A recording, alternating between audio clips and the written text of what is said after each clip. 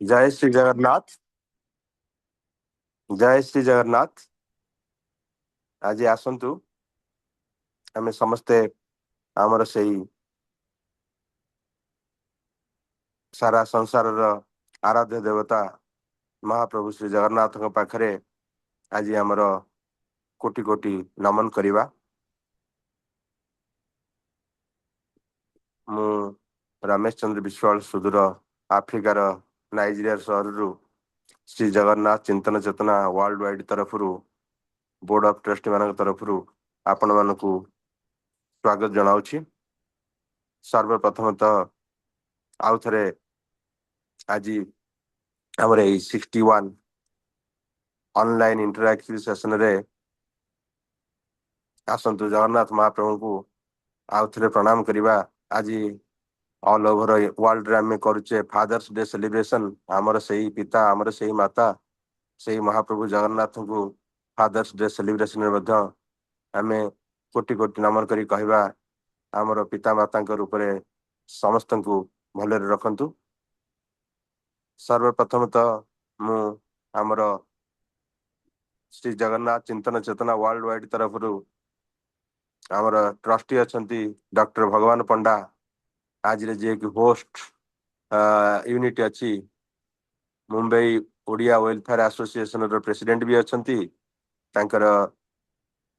नाभि बम्बई जगन्नाथ मंदिर trustee chairman भी अच्छा एवं आमर यही श्री जगन्नाथ चिंतन चेतना वर्ल्ड वाइड ट्रस्टी अच्छे मुझे वेलकम करुच्ची। नमस्कार आज्ञा।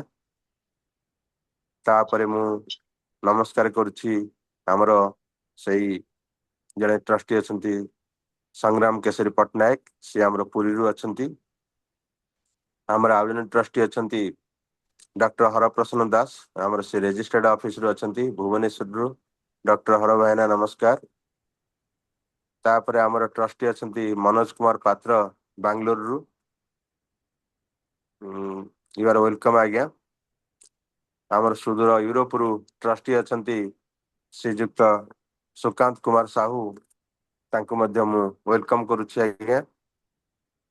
आमर ट्रस्टी अच्छा श्रीजुक्त तरुण अगस्ती ऑस्ट्रेलिया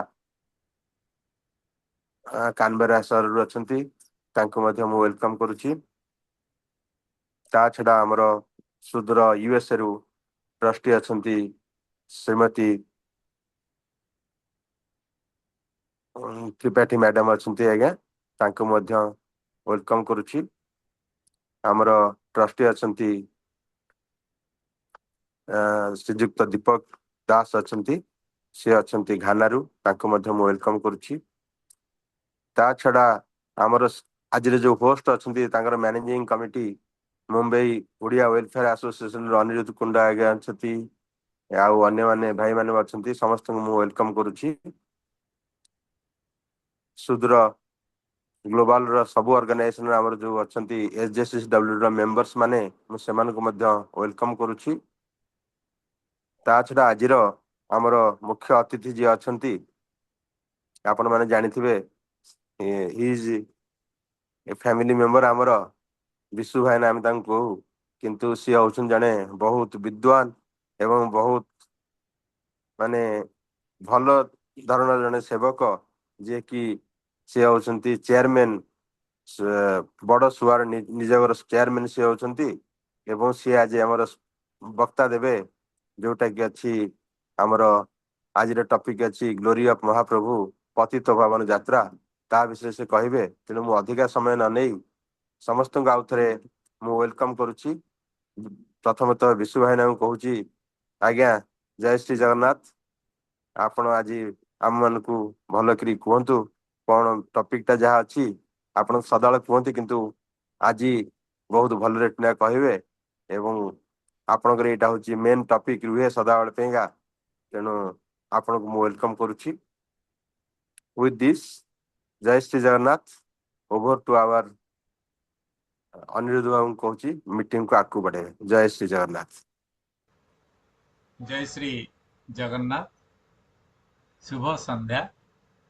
विश्वव्यापी विभिन्न जगारू आम सहित जोग देइथिबा समस्त श्री जगन्नाथ कर भक्त भगवत रस पिपासु सुधि वृंद समस्त को मु मोर अंतरर अंतरରୁ आंतरिकता सहित प्रणाम जनाऊछि।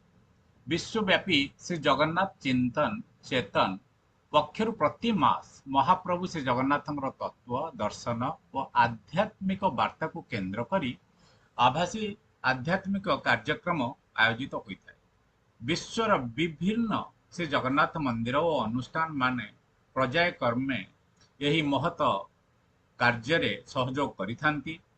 आजिर यही पावन संध्यारे महाराष्ट्र ओडिया कल्याण संघ बा मोवा यही महान आयोजन रे एसजेसीसी डब्ल्यूडब्ल्यू सह सहयोग मिलित सहयोगी भावे सामिल होइथिबारु आमे गर्वित और आनंदित अनुभव करू। महाराष्ट्र ओडिया कल्याण संघ संबंध रे आपण माने तो अवगत अछंती। 1998 मसीह रे स्थापित होइथिला एही संगठन महाप्रभुंकर असीम कृपार प्रतिफलन 2011 मसीह मुंबईर महाराष्ट्र मुंबईर खारघर सहर ठारे गढ़ी उठिथिला एक दिव्य और भव्य मंदिर जो मंदिर रे सेही दिन ठारू पालन करी आसुछि 12 मासरे 13 पर्व। समस्त पर्व पर्वाणी आमर परंपरा अनुजाई महाप्रभुंकर विभिन्न उत्सव और नीतिकांति निष्ठार सह पालन करा जाउछि। मु अनिरुद्ध कुंड महाराष्ट्र ओडिया कल्याण संघ पक्षरु किछि कहिबार सुजोग पाई निजको अत्यंत गौरवान्वित मन करुअछि। महाराष्ट्र कल्याण संघ केवल एक संगठन नुहे, यह महाराष्ट्र में बसवास करुथिबा हजार हजार ओडियांकर एक विशाल परिवार। जीविका शिक्षा और कर्म संस्थान निमंते ओडिशा बाहरु रहुथिबा ओडिया माननको निज माटीर वासना भाषा संस्कृति और श्री जगन्नाथ परंपरार आध्यात्मिक मूल्यबोध सहित जोड़ी रखिबार एक प्रमुख प्रयास करि आसुछि महाराष्ट्र ओडिया कल्याण संघ। आम संगठन नियमित भावे उत्कल दिवस श्री जगन्नाथ महोत्सव भगवत पारायण भजन समारोह गीता आलोचना चक्र रथयात्रा एवं रक्तदान शिविर स्वास्थ्य सचेतना कार्यक्रम एमिति अनेक विभिन्न सेवामूलक प्रयास माध्यम समाज रे कल्याण करबा पई निरंतर प्रचेष्टा रत। आमर दृढ़ विश्वास होउछि जेउठारे संस्कृति अछि सेठारे परिचय अछि आउ जेउठारे आध्यात्मिकता अछि सेठारे एकता अछि। आजिर जुगरे मनीष भौतिक उन्नतिर शिखर रे पहुंचितिले मध्य मानसिक शांति और आत्मिक संतोषर संधान रे अछि। यही समय आध्यात्मिकता ही मनीष को आत्मविश्वास नैतिकता और जीवनर प्रकृत उद्देश्यर मार्ग देखाई पारे। महाप्रभु श्री जगन्नाथ दर्शन सर्वजनीन और समन्वयतार प्रतीक। तांक रथरे जाति वर्ण धर्म किंबा भाषार कौनसी भेदभाव नहीं। से आमको शिक्षा दियंती जे समस्ते एक परमात्मा संतान। यही महान भावना को नहीं आम संगठन समाज रे भातृत्व सहयोग सेवा और समर्पणर मनोभाव को प्रोत्साहित करि आसुछि। मु महाप्रभु श्री जगन्नाथ चरण रे प्रार्थना करुछि जे तांकर असीम कृपा समस्तंक उपरे वर्षित हेउ, आम समाज अधिक संगठित हेउ, आम संस्कृति अधिक समृद्धि हेउ एवं आमर सेवा और साधना अधिक फलप्रद हेउ। जय श्री जगन्नाथ। मु एचजेसीसी डब्ल्यूडब्ल्यू ट्रस्टी संग्राम भाईना को अनुरोध करी एचजेसीसी संबंध रे सम्यक वार्ता रखिए। जय श्री जगन्नाथ।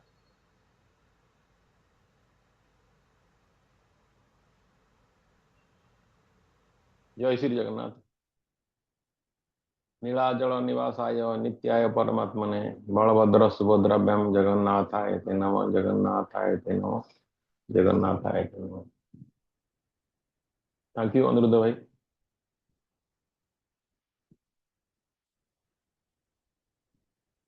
श्री जगन्नाथ चिंतन चेतना वर्ल्ड वाइड आमर श्री जगन्नाथ चिंतन चेतना विश्वव्यापी ए संगठन 2021 मसीह कोविड समय यार शुभारंभ होता। एथिरे आमे सारा विश्वर जेते जगन्नाथ प्रेमी भाई भौणी मानक आम एकाठी करने चेष्टा करुचु। सारा विश्व रे महाप्रभु श्री जगन्नाथ परंपरार प्रचार प्रसार आमर मूल लक्ष्य। आउ जेते जगन्नाथ मंदिर सारा विश्व रे अच्छी आम तांको गोटे डोर रे बांधिया चेष्टा करुचु। आमर यही जो लक्ष्य नहीं आगे चलीचु से आज आमर 61तम आभासी कार्यक्रम जोटा प्रति मासरे आम गोटे गोटे आभासी कार्यक्रम करुचु। आज 61तम जोटा कि आमर मोआ सहित आम मिसिकी करुचु। आमर प्रति मासर शेष शनिवार की शेष रविवार रे मुख्यतः यही कार्यक्रम करा जाए। किंतु एथर जेहेतु स्नान पूर्णिमा पड़ुची प्राय समस्ते व्यस्त रहे से भगवान बहुत धन्यवाद जे सी आगू नहीं आज या करने सहमति देते आमर प्रति मासर आभासी कार्यक्रम व्यतीत आम प्रति वर्ष जनवरी मसरे आम पुरी ठारे आमर विश्व आध्यात्मिक समावेश आयोजन कर वर्ष 2023 जनवरी होता 2024 कौन कारणवश हो पारानी 2025 होता 2026 भी है। आई कार्यक्रम आमर सारा विश्व जगन्नाथ प्रेमी भाई भौणी मैंने जोग दियंती 500 ରୁ 600 पाखापाखि जोग दियंती। आई कार्यक्रम आमर जगतगुरु शंकराचार्य करकमल उद्घाटित हुए। आमर आद्य सेवक महाराज गजपति महाराज द्वारा यहाँ क्लोजिंग हुए। आमर पाखापाखि 12 ରୁ 15 साधु सन्त मैंने जोग दियंती। आ सारा विश्व जो आमर जगन्नाथ प्रेमी भाई भौणी मैंने आसता भितर भी से वक्तव्य रखता। ए वर्ष माने आगामी 2027 जनवरी भी आमर कार्यक्रम विश्व आध्यात्मिक समावेश हम से विषय आम ठीक समय आपको जनइबू। यहाँ से जनवरी मसरे ही हम प्रथम सप्ताह किंतु पुरी रे हम कि आउ कौटी हम आम अन्य जगह भी गल थर प्रपोजाल आसाला से भी चेष्टा चली किंतु फाइनाल आम आपको जनइबू। आपण मान सहयोग रे ही आमर जगन्नाथ चिंतन चेतना आगू चली। आ गोटे जिनस मु आपण मान को अनुरोध आम महाप्रभु जगन्नाथ जो आम परंपरा को आगे नौचे किंतु गोटे बड़ जिनस आमर सारा विश्व रे जहाँ चली आपण मैंने देखुंत इस्कन अदिनिया रथ यात्रा कर जेते चेष्टा कले मानवा प्रस्तुत न से भी आमर प्रयास जारी रही। आम सारा विश्व रे जोटी जोटी से अदिनिया रथ यात्रा कर लोकल ओडिया समाज लोकल जगन्नाथ मंदिर आउ जगन्नाथ प्रेमी भाई भौणी मान आम अनुरोध करचु से माने जेमती विरोध करी चली विरोध करंतु आउटा केमती शीघ्र बंद हम से आम महाप्रभु पाखे प्रार्थना करवा महाप्रभु ही आपको बंद करेंगे। जोड़ा नीति नियम को व्यतिक्रम कर जोटा कि आदौ ग्रहणीय नुह मुझे पुणी अनुरोध करमती बंद करिया से महाप्रभु को प्रार्थना करंतु। जय श्री जगन्नाथ जय श्री जगन्नाथ जय श्री जगन्नाथ। आमर आम समस्ते जानी जगन्नाथ भजन आउ भजन प्रिय तेणु आमर कार्यक्रम टी आग को आगे नवा पूर्व मु अनुरोध करी आम सहित भुवनेश्वर रु अछंती मधुस्मिता आप से भजन परिवेषण करी।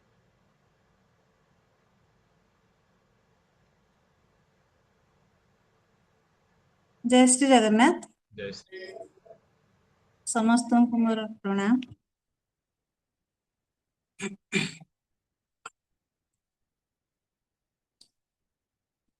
चलो सखी आम्भे दर्शन करिबा नीलगिरी कालियाकू।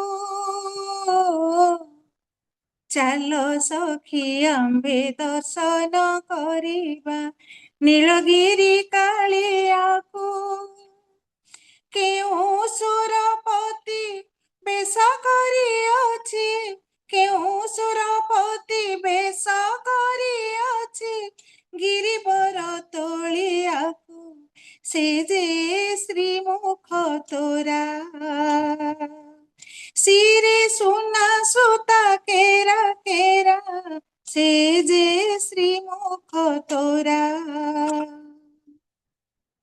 श्वेत पद्म आखि देखिले गो सखी श्वेत पद्म आखि देखिले गो सखी चित्त की बाहुड़े आऊ। श्वेत पद्म आखि देखिले गो सखी चित्त की बाहुड़े आऊ। कर्णरे कुंडल दिशे झलमल कर्णरे कुंडल दिशे झलमल कौस्तुभ दाऊ दाऊ से जे हिया वृषाल। मिशा मिशी बारा निधि फल से जे हिया वृषाल। शंख चक्र गदा पद्म महाप्रभु धरिछन्ति आंट करी। शंख चक्र गदा पद्म महाप्रभु धरिछन्ति आंट करी। दुसह दुर्गति ग्रह पीड़ा माने दुसह दुर्गति ग्रह पीड़ा माने आउ की पशिबे डरी से जे दया सागर। तांको पद्म पदे लय कर से जे दया सागर। श्री पुरुषोत्तमे रहणी करिबा खाइबा छड़ा तुलसी। श्री पुरुषोत्तमे रहणी करिबा खाइबा छड़ा तुलसी। कहे साल बेग सिंह द्वार ठारे कहे साल बेग सिंह द्वार ठारे होइथिबा क्षेत्रवासी से जे आरत त्राण। काल गजको सिंह प्रायण से जे आरत त्राण। चालो चालो पशिबा शरण से जे आरत त्राण। तांको पद्म पदे लय कर से जे आरत त्राण से जे आरत त्राण से जे आरत त्राण। जय श्री जगन्नाथ। जय श्री जगन्नाथ। बहुत सुंदर। मधुस्मिता बा आउ गोटे भजन परिवेषण आपण करंतु। बहुत सुंदर भजन। अरे मैं रथयात्रा उपरे रथयात्रा उपरे हाँ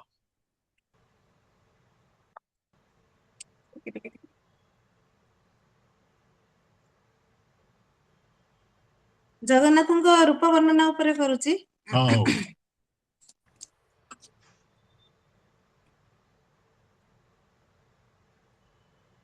जय जय जगन्नाथ नीलगिरिपति अभिनव जलधर सुंदर मूरति सुंदर मूरति। जय जय ଜଗନ୍ନାଥ ସୁସଞ୍ଚ ଠାଣିରେ ସୋହେ ସୁବର୍ଣ୍ଣର ସୁତା ଚୂଳରେ ଦୟଣା ଗବା କସ୍ତୁରୀର ଚିତା ଢଳ ଢଳ ଦିଶଇ ମୁକ୍ତା କଣ୍ଠି ମାଳ ଶ୍ରବଣ ପୁଟରେ ବେନି ମର୍କତ କୁଣ୍ଡଳ ମର୍କତ କୁଣ୍ଡଳ ଜୟ ଜୟ ଜଗନ୍ନାଥ ନବରତ୍ନ ପଦକ ହୃଦରେ ଭଲା ସାଜେ ମର୍କତ କଙ୍କଣ ବେନି ଭୁଜରେ ବିରାଜେ ଡମ୍ବରୁ ମଝାକୁ ଶୋଭା ଦିବ୍ୟ ଓଡିଆଣି ଶ୍ରୀଅଙ୍ଗେ ଚନ୍ଦ୍ର ଚନ୍ଦନ ନେତ୍ର ଚାରୁଠାଣି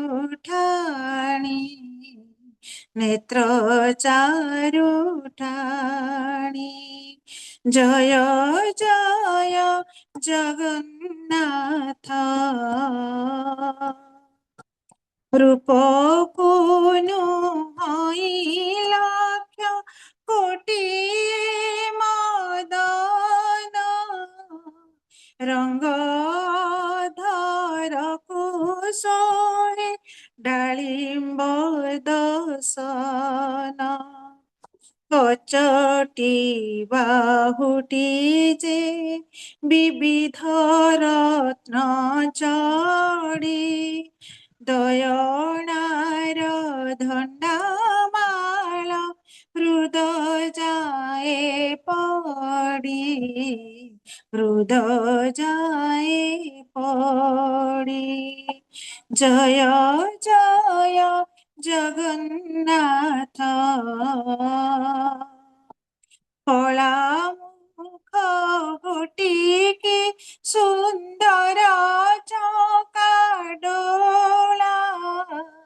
ପଦ୍ମ ଫୁଲ ଭିତରେ କି ଭୃଙ୍ଗ କରି ଖେଳା ଶଙ୍ଖ ଚକ୍ର ଗଦା ପଦ୍ମ ଚତୁର୍ଭୁଜେ ଶୋହେ କୋଟିଏ କନ୍ଦର୍ପ ରୂପ ତ୍ରିଭୁବନ ମୋহে ত্রিভুবন মোহে ভকত জন সংখালি মুকতির ঘর শরণ মাগই দিন কৃষ্ণ দাস ছার দিন কৃষ্ণ দাস ছার জয়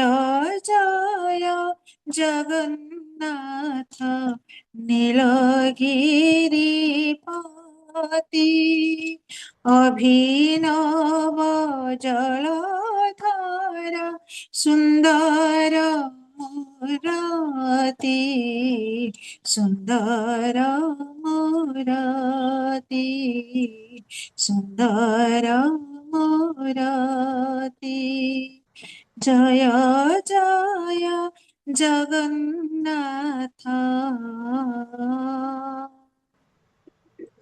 জয় শ্রী জগন্নাথ ଜୟ ଶ୍ରୀ ଜଗନ୍ନାଥ। ବହୁତ बहुत ସୁନ୍ଦର। बढ़िया बहुत बढ़िया। हरिओम हरिओम हरिओम हरिओम। ହଁ, ଆଜିର କାର୍ଯ୍ୟକ୍ରମଟିକୁ ଆମେ ଆଗକୁ ଆଗେଇ ନେବ। ମୁଁ ଅନୁରୋଧ କରିବି ମହାରାଷ୍ଟ୍ର ଓଡ଼ିଆ କଲ୍ୟାଣ ସଂଘର ସଭାପତି ଆଉ ଏଚଜିସିସି ଡବ୍ଲ୍ୟୁଡବ୍ଲ୍ୟୁର ଟ୍ରଷ୍ଟି ଡକ୍ଟର ଭଗବାନ ପଣ୍ଡା ମହୋଦୟଙ୍କୁ ସେ ଆମର ପ୍ରବଚକ ସମ୍ବନ୍ଧରେ ତାଙ୍କର ସମ୍ୟକ ବିବରଣୀ ରଖିବେ ଏବଂ ତାଙ୍କୁ ସୁସ୍ୱାଗତ କରିବେ। ଜୟ ଶ୍ରୀ ଜଗନ୍ନାଥ। विश्वनाथ भाई हरिओम आपण अनम्यूट अछंती तो भाई आपण अनम्यूट ठीक अछि आपनकर चेहरा के देखि पार नांती मैं मुझे देखो हाँ देखा ले हाँ बस ठीक अछि अभी ठीक अछि हरिओम जय श्री जगन्नाथ मु भाबुनी आमर भितरे केही हेले जानि नथिए विश्वनाथ भाई किए से किंतु कहवा आमर कर्तव्य तांकर परिचय देवाकू जाई मु निजकू निजे छोट ही मन करूची तांकर सामने आम किछि नहु से महाप्रभु श्री जगन्नाथंकर अति निकटतम रु मध्य निकटतम सेवक सी कहीं आमर जगन्नाथ खाद्य प्रिय जोटा आमर विश्वनाथ भाई निजे तैयारी करंदिया प्रभु को खुआंती तो कहतु तांकटू निकटतम आ किए पारिबो से होचंदी निकटतम से प्रायतः एभली वेबिनार को सी तो कम जाती किंतु आमर कथा के सी भांगी पारंतीनी आ से प्रत्येक थर जेबे जेबे आम अनुरोध करूँ सी आसती आमको ठीक कथा गुड़ा बुझाती किमी प्रभुंर रंधाबढ़ा हुए प्रभु कौन खाती कौन कौन आइटम हुए न हुए ये सब विषय से कहती संक्षिप्त परिचय मुझे देवी यदि पूरा कहवाक जी आमर पूरा वेबिनार टाइम टा आमर सरीज आमर सी होती पंडित आम ना देचु एक्चुअली से निजक निजे पंडित के कहती सदाबले कहती विश्वनाथ सामदरा सी अच्छा बड़सुआर निजगर प्रेसिडेंट श्रीमंदिर पुरी रे एवं श्री आमर जगन्नाथ टेम्पल जो अच्छी श्रीमंदिर पब्लिसिटी कमिटी जड़े सदस्य नीलाद्री पत्रिकार सब editor premier institute of hotel management tourism and culture director या पूर्व से थिले Shrimandir kitchen reformation committee member भी थिले जोटा कि जो कमिटी को अपॉइंट करथिले हमर ऑनरेबल हाई कोर्ट ओडिसा रो तापर तांगर पब्लिकेशन मध्ये अनेक अछि से बही लिखिचंती श्रीमंदिर रसशाला साहित्य एवं ओडिसा मंदिर मानक भोग परंपरा अनेक आर्टिकल भी से लिखिचंती मध्ये जेमिति कि कादम्बनी पौरुष सुलेखा श्रीमंदिर ये भाई अनेक से आर्टिकल लिखिचंती से टॉक्स स्पीचेस में देइचंती किट रे सोआरे आईआईटीटीएम BJB autonomous college webinars seminars अनेक जगह जाइचंती अनेक जगह बाहर हम जाइचंती एबे रिसेंटली से मॉस्को गस्त करथिले सेठी मध्ये जगन्नाथ संस्कृति से कहिगिरा आछन ए 2 मास पूर्व आज एक्चुअली विश्वनाथ बाबू से आमर सभ्य सभ्य रथ जॉइन करथिले मस्को समाज मस्को ओडिया समाज सभ्यसाची रथ भाई जॉइन करथिले किंतु ए बोधे कटि गले सी आज फर्स्ट टाइम जॉइन करथिले सी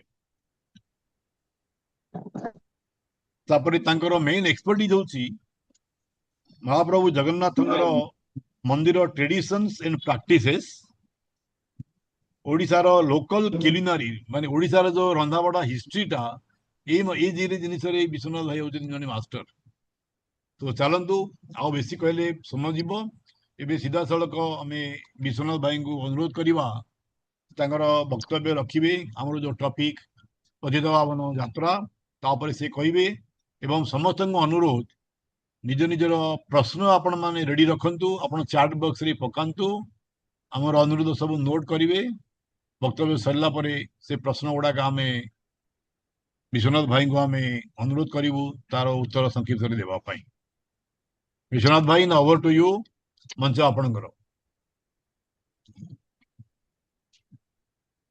जय जगन्नाथ जय श्री जगन्नाथ हरि ओम मन्नाथ श्री जगन्नाथ मद्गुरु श्री जगत गुरु मदात्मा सर्वभूतात्मा तस्मै श्री गुरुवे नमः नीलांचल निवासाय नित्याय परमात्मने बलभद्र सुभद्राभ्याम जगन्नाथाय ते नमः। जय जगन्नाथ। प्रथमे महाराष्ट्र ର ସମସ୍ତ ଓଡିଆ ସୋସାଇଟି ର ସଭ୍ୟ ମାନଙ୍କୁ ଅଭିନନ୍ଦନ ଜଣାଉଛି ଏବଂ ପବିତ୍ର ଜ୍ୟେଷ୍ଠ ମାସ ଶୁକ୍ଳ ସପ୍ତମୀ ତିଥିରେ ଆଜି ସମସ୍ତେ ଏକାଠି ହେଇଛନ୍ତି, ଜଗନ୍ନାଥଙ୍କ ମହାତ୍ମା ଶୁଣୁଛନ୍ତି। ଜଗନ୍ନାଥଙ୍କର ସ୍ନାନ ଯାତ୍ରା ଯୋଉ ଅତି ପାବନ ଯାତ୍ରା, ତାହା ଆଉ ମାତ୍ର 8 ଦିନ ରହିଲା। ଏଇ ପରିପ୍ରେକ୍ଷୀରେ ବର୍ତ୍ତମାନ ଯୋଉ ବିଷୟ ହେଇଛି ଯେ ଅଦିନରେ ସମସ୍ତେ ଯାତ୍ରା ଉତ୍ସବ ସମସ୍ତେ ପାଳନ କରୁଛନ୍ତି, ଯେ ଆମେ ଯଦି ଜଗନ୍ନାଥଙ୍କର ଉପରେ ଜାଣିବାକୁ ଚାହିଁବା, ଆମର ମୁଖ୍ୟ ହଉଛି ଶାସ୍ତ୍ର। ଆମେ ଶାସ୍ତ୍ରକୁ ବାଦ ଦେଇକିରି କୌଣସି ଜିନିଷ ଯଦି କରିବା, ତାକୁ ଲୋକମାନେ କେବେ ଗ୍ରହଣ କରିବେ ନାହିଁ, ତାକୁ ସମସ୍ତେ ମନଗଢା ଗପ ବୋଲି କହିବେ।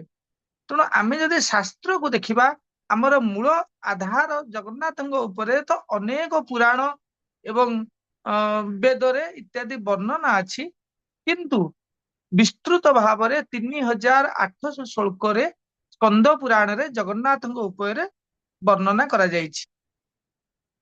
ଆମେ ଯଦି ଦେଖିବା ଯେ ଆମର ମୁଖ୍ୟ ହଉଛି ଯେତେବେଳେ ଇସ୍କନ ମାନେ ଜଗନ୍ନାଥ କୃଷ୍ଣ ଚେତନାରେ ପଶିଲେ, ସେ ତାଙ୍କ ଚେତନାକୁ ଆଦୃତ କରିବା ପାଇଁକା ସେ ଜଗନ୍ନାଥଙ୍କୁ ନେଲେ ଏବଂ ସେ ମାନେ ଗୋଟେ ମିଛ ପ୍ରଚାର କଲେ ଯେ ଜଗନ୍ନାଥଙ୍କ ବ୍ରହ୍ମ ଭିତରେ କୃଷ୍ଣଙ୍କର ପୋଡା ପିଣ୍ଡ ରହିଛି। ଏଇଟା ଇସ୍କନର କୃତ ପ୍ରଚାର ଏବଂ ତାଙ୍କର ସମସ୍ତ ପ୍ରଚାରରେ ସେ ଏହା କରୁଛନ୍ତି। ଯଦ୍ୟପି ସ୍କନ୍ଦ ପୁରାଣରେ କହିଲା ଯେ ଭଗବାନ ଶ୍ରୀକୃଷ୍ଣ ଅର୍ଜୁନଙ୍କ ସହିତ ଏଇ କ୍ଷେତ୍ରକୁ ପୁରୁଷୋତ୍ତମ କ୍ଷେତ୍ରକୁ ଆସିକିରି 3 ଦିନ ଏଠି ରହିଥିଲେ ଏବଂ ଆରାଧନା କରିଥିଲେ। ତାହେଲେ କଣ ସ୍କନ୍ଦ ପୁରାଣ ଯଦି ସେ ଏଠିକି ଆସିଥିଲେ ଅର୍ଜୁନଙ୍କ ସହିତ ଏବଂ 3 ଦିନ ରହିଥିଲେ, ତାହେଲେ କଣ ଶ୍ରୀକୃଷ୍ଣଙ୍କର ପୋଡା ପିଣ୍ଡ ଯୋଉ ସେଟା ଜଗନ୍ନାଥଙ୍କ ଭିତରେ ରହିଲା କେମିତି? ଇଏ ପ୍ରକାର ସେମାନେ ଗୁଜବ ପ୍ରଚାର କରୁଛନ୍ତି। ସେଇଟା ଆମେ ଯଦି ପୁରାଣ ଉପରକୁ ଯିବା ଜଗନ୍ନାଥଙ୍କର, ତାହେଲେ ଆମେ ଦେଖିବା ଯେତେ ଆପଣମାନେ ଜାଣିଛନ୍ତି ଯେ ଜଗନ୍ନାଥ ମହାପ୍ରଭୁ ଶ୍ରୀ ଗୁଣ୍ଡିଚା ମନ୍ଦିରରେ, ସେଟା ହଉଛି ଯଜ୍ଞ ମଣ୍ଡପ ବା ଆଡପ ମଣ୍ଡପ, ଇନ୍ଦ୍ରଦ୍ୟୁମ୍ନ ମହାରାଜା 500 ବର୍ଷ ସେଠି ଅଶ୍ୱମେଧ ଯଜ୍ଞ କଲା ପରେ ମହାପ୍ରଭୁଙ୍କର ଆବିର୍ଭାବ ହେଇଥିଲା ଏବଂ ମହାପ୍ରଭୁଙ୍କ ଆବିର୍ଭାବ ହେଲା ପରେ ସେ ବ୍ରହ୍ମାଙ୍କୁ ଯାଇଥିଲେ ଡାକିବାକୁ, ନିମନ୍ତ୍ରଣ କରିବାକୁ ବ୍ରହ୍ମଲୋକ। ଯେତେବେଳେ ବ୍ରହ୍ମା ସ୍ୱର୍ଗ ଲୋକରୁ ଆସିଲେ, ସେ ମଧ୍ୟ ଆସିଲେ, ସେତେବେଳେ ଜଗନ୍ନାଥଙ୍କର ପ୍ରଥମ ରଥଯାତ୍ରା ଗୁଣ୍ଡିଚା ମନ୍ଦିର ଠାରୁ ଶ୍ରୀମନ୍ଦିର ପର୍ଯ୍ୟନ୍ତ ହୋଇଥିବା ସମସ୍ତ ପୁରାଣ ଏକମତ ହୁଅନ୍ତି। ଯେତେବେଳେ ରଥ ସିଂହଦ୍ୱାର ପାଖରେ ପହଞ୍ଚିଲା, ସେତେବେଳେ ସ୍ୱୟଂ ବ୍ରହ୍ମା ସେ ଯୋଉ ରଥରେ ଆସିକିରି ପହଞ୍ଚିଲେ, ତାଙ୍କ ସହିତ ବିଭିନ୍ନ ମୁନି ଋଷି ଦୁର୍ବାସା ନାରଦ ଏବଂ ଭରଦ୍ୱାଜ ସମସ୍ତ ଋଷି ଅପ୍ସରା ନାଗଲୋକ ଦେବଲୋକ ଋଷିଲୋକ ନରଲୋକ ସମସ୍ତେ ସେଠି ଉପସ୍ଥିତ ହେଇଛନ୍ତି। ଜଗନ୍ନାଥଙ୍କ ରଥର ସମ୍ମୁଖ ଭାବରେ ବ୍ରହ୍ମାଙ୍କର ରଥ ରହିଲା, ତାକୁ ହଂସ ମାନେ ଟାଣୁଛନ୍ତି ଏବଂ କଥିତ ଅଛି ସେ ଯୋଉ ରଥଟି ଭୂମିଠାରୁ ବହୁତ ଉପରେ ଥିଲା, ଭୂମିକି ସ୍ପର୍ଶ କରୁନଥିଲା ଏବଂ ସେଥିପାଇଁକା ସେଥିରେ ସୁବର୍ଣ୍ଣର ସିଡି ଯୋଚାଗଲା ଭୂମି ପର୍ଯ୍ୟନ୍ତ, ଯେମିତି ବ୍ରହ୍ମା ଆସିପାରିବେ ଏବଂ ତାଙ୍କ ହାତକୁ ଧରିକି ଗୋଟେ ହାତରେ ଦୁର୍ବାସା ଏବଂ ଗୋଟେ ହାତରେ ନାରଦ, 2 ଜଣ 2 ହାତକୁ ଧରିଲେ ସିରେ ଓହ୍ଲେଇକିରି ସେ ଜଗନ୍ନାଥଙ୍କ ପାଖକୁ ଆଣିକି ପହଞ୍ଚିଥିଲେ। ତାପରେ ଜଗନ୍ନାଥ ରଥ ଉପରୁ ପହଣ୍ଡି ବିଜେ ହେଇକିରି ଶ୍ରୀମନ୍ଦିର ଭିତରକୁ ପ୍ରବେଶ କରିଥିଲେ। ଭରଦ୍ୱାଜ ଋଷି ଶ୍ରୀମନ୍ଦିରର ପ୍ରତିଷ୍ଠା କାର୍ଯ୍ୟ ବୈଶାଖ ଶୁକ୍ଳ ଅଷ୍ଟମୀ ନୀଳାଦ୍ରି ମହୋଦୟ ଯୋଉ ଦିନ, ସେଇଦିନ ପ୍ରତିଷ୍ଠା କରିଥିଲେ। ତାପରେ ସେ ଜଗନ୍ନାଥଙ୍କୁ ସ୍ୱସ୍ତି ବାଚନ କରିବା ପାଇଁକା ବ୍ରହ୍ମାଙ୍କୁ ନିବେଦନ କରିଥିଲେ। ଯେତେବେଳେ ବ୍ରହ୍ମାଙ୍କୁ ନିବେଦନ କରିଥିଲେ, ବ୍ରହ୍ମା ଯେତେବେଳେ ମହାପ୍ରଭୁଙ୍କୁ ସ୍ୱସ୍ତି ବଚନ କରିଥିଲେ, ସେ କହିଥିଲେ ନମସ୍ତୁଭ୍ୟଂ ନମୋ ମହ୍ୟଂ ତୁଭ୍ୟଂ ମହ୍ୟଂ ନମୋ ନମଃ ଅହଂ ତୁ ତମେହଂ ସର୍ବ ଜଗତା ଚରାଚରମ୍ ଜଗତ ଚରାଚରମ୍। ସେ କହିଥିଲେ ହେ ପ୍ରଭୁ, ମୁଁ ଆପଣଙ୍କୁ ନମସ୍କାର କରୁଛି, ମତେ ବି ନମସ୍କାର କରୁଛି ଏବଂ ବାରମ୍ବାର ନମସ୍କାର କରୁଛି, କାରଣ ଆପଣ ଯିଏ ମୁଁ ବି ସିଏ, ଆପଣ ଚରାଚର ଜଗତ ଆମ ଠାରୁ ଭିନ୍ନ ନୁହେଁ, ଏଣୁ ଅଭିଆତ୍ମା ଆପଣଙ୍କୁ ମୋର ପୂର୍ଣ୍ଣ ପ୍ରଣାମ। ଏବଂ ସିଏ ତାଙ୍କୁ ପ୍ରାୟ 1000 ସ୍ୱସ୍ତିକ ମନ୍ତ୍ରରେ ମହାପ୍ରଭୁଙ୍କର ଆବାହନ କରିଥିଲେ ଏବଂ ତାଙ୍କୁ ପ୍ରାର୍ଥନା କରିଥିଲେ, हे प्रभु जो इंद्रदुम्न जो अभिलाष नहीं आपणकर श्रीमुख किसी बाणी शुणा इच्छुक आपण जदि कृपा करी किसी बाणी प्रकाश करते ताहले आमे कृतार्थ हुंतु। तांको कथा शुणी महाप्रभु सेठी कहितले प्रतिमा उवाच माने से मूर्ति सेठी से कहितले जे तमे मोर कौन करिवो। से प्रथमरु महाप्रभु तांको कहितले रथ यात्रा विषय रे रक्षेबा एवं तीर्थं कार्यम सदाशा प्रीतेय मम आषाढ़स्य शीतपक्षे द्वितीया पुष संयुक्ता। माने होची आषाढ़ मासर शुक्ल पुष्पा नक्षत्र युक्त हेले सेतबेले मोर तमे रथ यात्रा करिवो। ये हला जगन्नाथंकर बाणी। एवं ता छड़ा से अन्यान्य यात्रा विषय रे मध्य से वर्णना करचंती जे मोर कु यात्रा तमे करिवो से विषय रे से वर्णना करचंती। लिखिछन्ति पाप्य भोगान्ड्रेयस्मान भुक्त्वान्ते मा विशंसते ममास्थानं मम स्नान मम पार्श्व परिवर्तनम। जे तार अर्थ होला जे हे इंद्रदम्न तमे एई जो ऐश्वर्य भोग करी मोर जेते सब यात्रा करिवो ता देहरे होला शयन पार्श्व परिवर्तन देवोत्थान और मार्गशीर मासर जो ओढ़णक षष्ठी पुषाभिषेक फाल्गुन मासरे दोल यात्रा प्रभृति मोर महोत्सव करिवो। से को मासरे कौन यात्रा करिवो तार से वर्णना स्वयं महाप्रभु करिसंती। जेतबेले स्वयं महाप्रभु वर्णना करिसंती जे मोर रथ यात्रा पुष्या नक्षत्र युक्ता आषाढ़ द्वितीया शुक्ल द्वितीया रे हबो सेतबेले आमे ताको खंडन करियाकू किए से हमर ता माने आमे जगन्नाथंकर जो वाक्य को आमे खंडन करूचे आमे होची ताको मानू नाहे। मु जेतबेले रशिया मु जाइथिली रशिया रे इस्कन मंदिर वाला जेतबेले जानिले जे जगन्नाथ मंदिर रु पूजक माने आसीचंती से माने हमकु निमंत्रण करिकरी तांकर इस्कन मंदिर को नैथिले। आपण जानिले आश्चर्य हेबे रशिया रे कौनसी अन्य मंदिर नाही केवल जगन्नाथ मंदिर अछि। इस्कन मंदिर माने जगन्नाथ मंदिर। आपण अन्य जगह इस्कन मंदिर माने के देखिबे सिटी राधा कृष्ण एवं तांकर जो नित्य गौरी एई मानकर सब एवं प्रभुपादंकर मूर्ति सब थाए। जगन्नाथ मूर्ति साइड रे छोट छोट करके रखा जाय थाए किंतु रशिया रे हमें देखिलु जे जगन्नाथंकर जो मूर्ति से मुख्य मूर्ति मुख्य मंदिर बृहत काल मूर्ति एवं तांकर जो आराध्य राधा कृष्ण अन्य माने सब बहुत छोट छोट जे देखा जाउ नांदी। आमे रशिया रे से जिनसटा को देखिलु एवं रशिया रो जे तांकर से इस्कन मंदिर रो मुख्य से हमको स्वागत करतेले एवं आमे सेतबेले दुधार पड़थुलु जे आमे तांको कोन कहिबु। सेतबेले बहुत बहुत इस्कन भक्त मध्य सेठारे बसितले भारतीय एवं भारतीय बाहर भक्त माने बसितले। सेमाने हमको सेमाने तांको तरफरु कहिले जे पचारिले जे एई जो रथ यात्रा को नै जो विवाद चलीची एया पर आपणकर मत कौन आप कहउछनी। मु तांको गोटे जिंस कहितले देखंतु आम मतर कोनोसी मूल्य नाही आमे जोटा कहबु ता ग्रहणीय हबो नाही।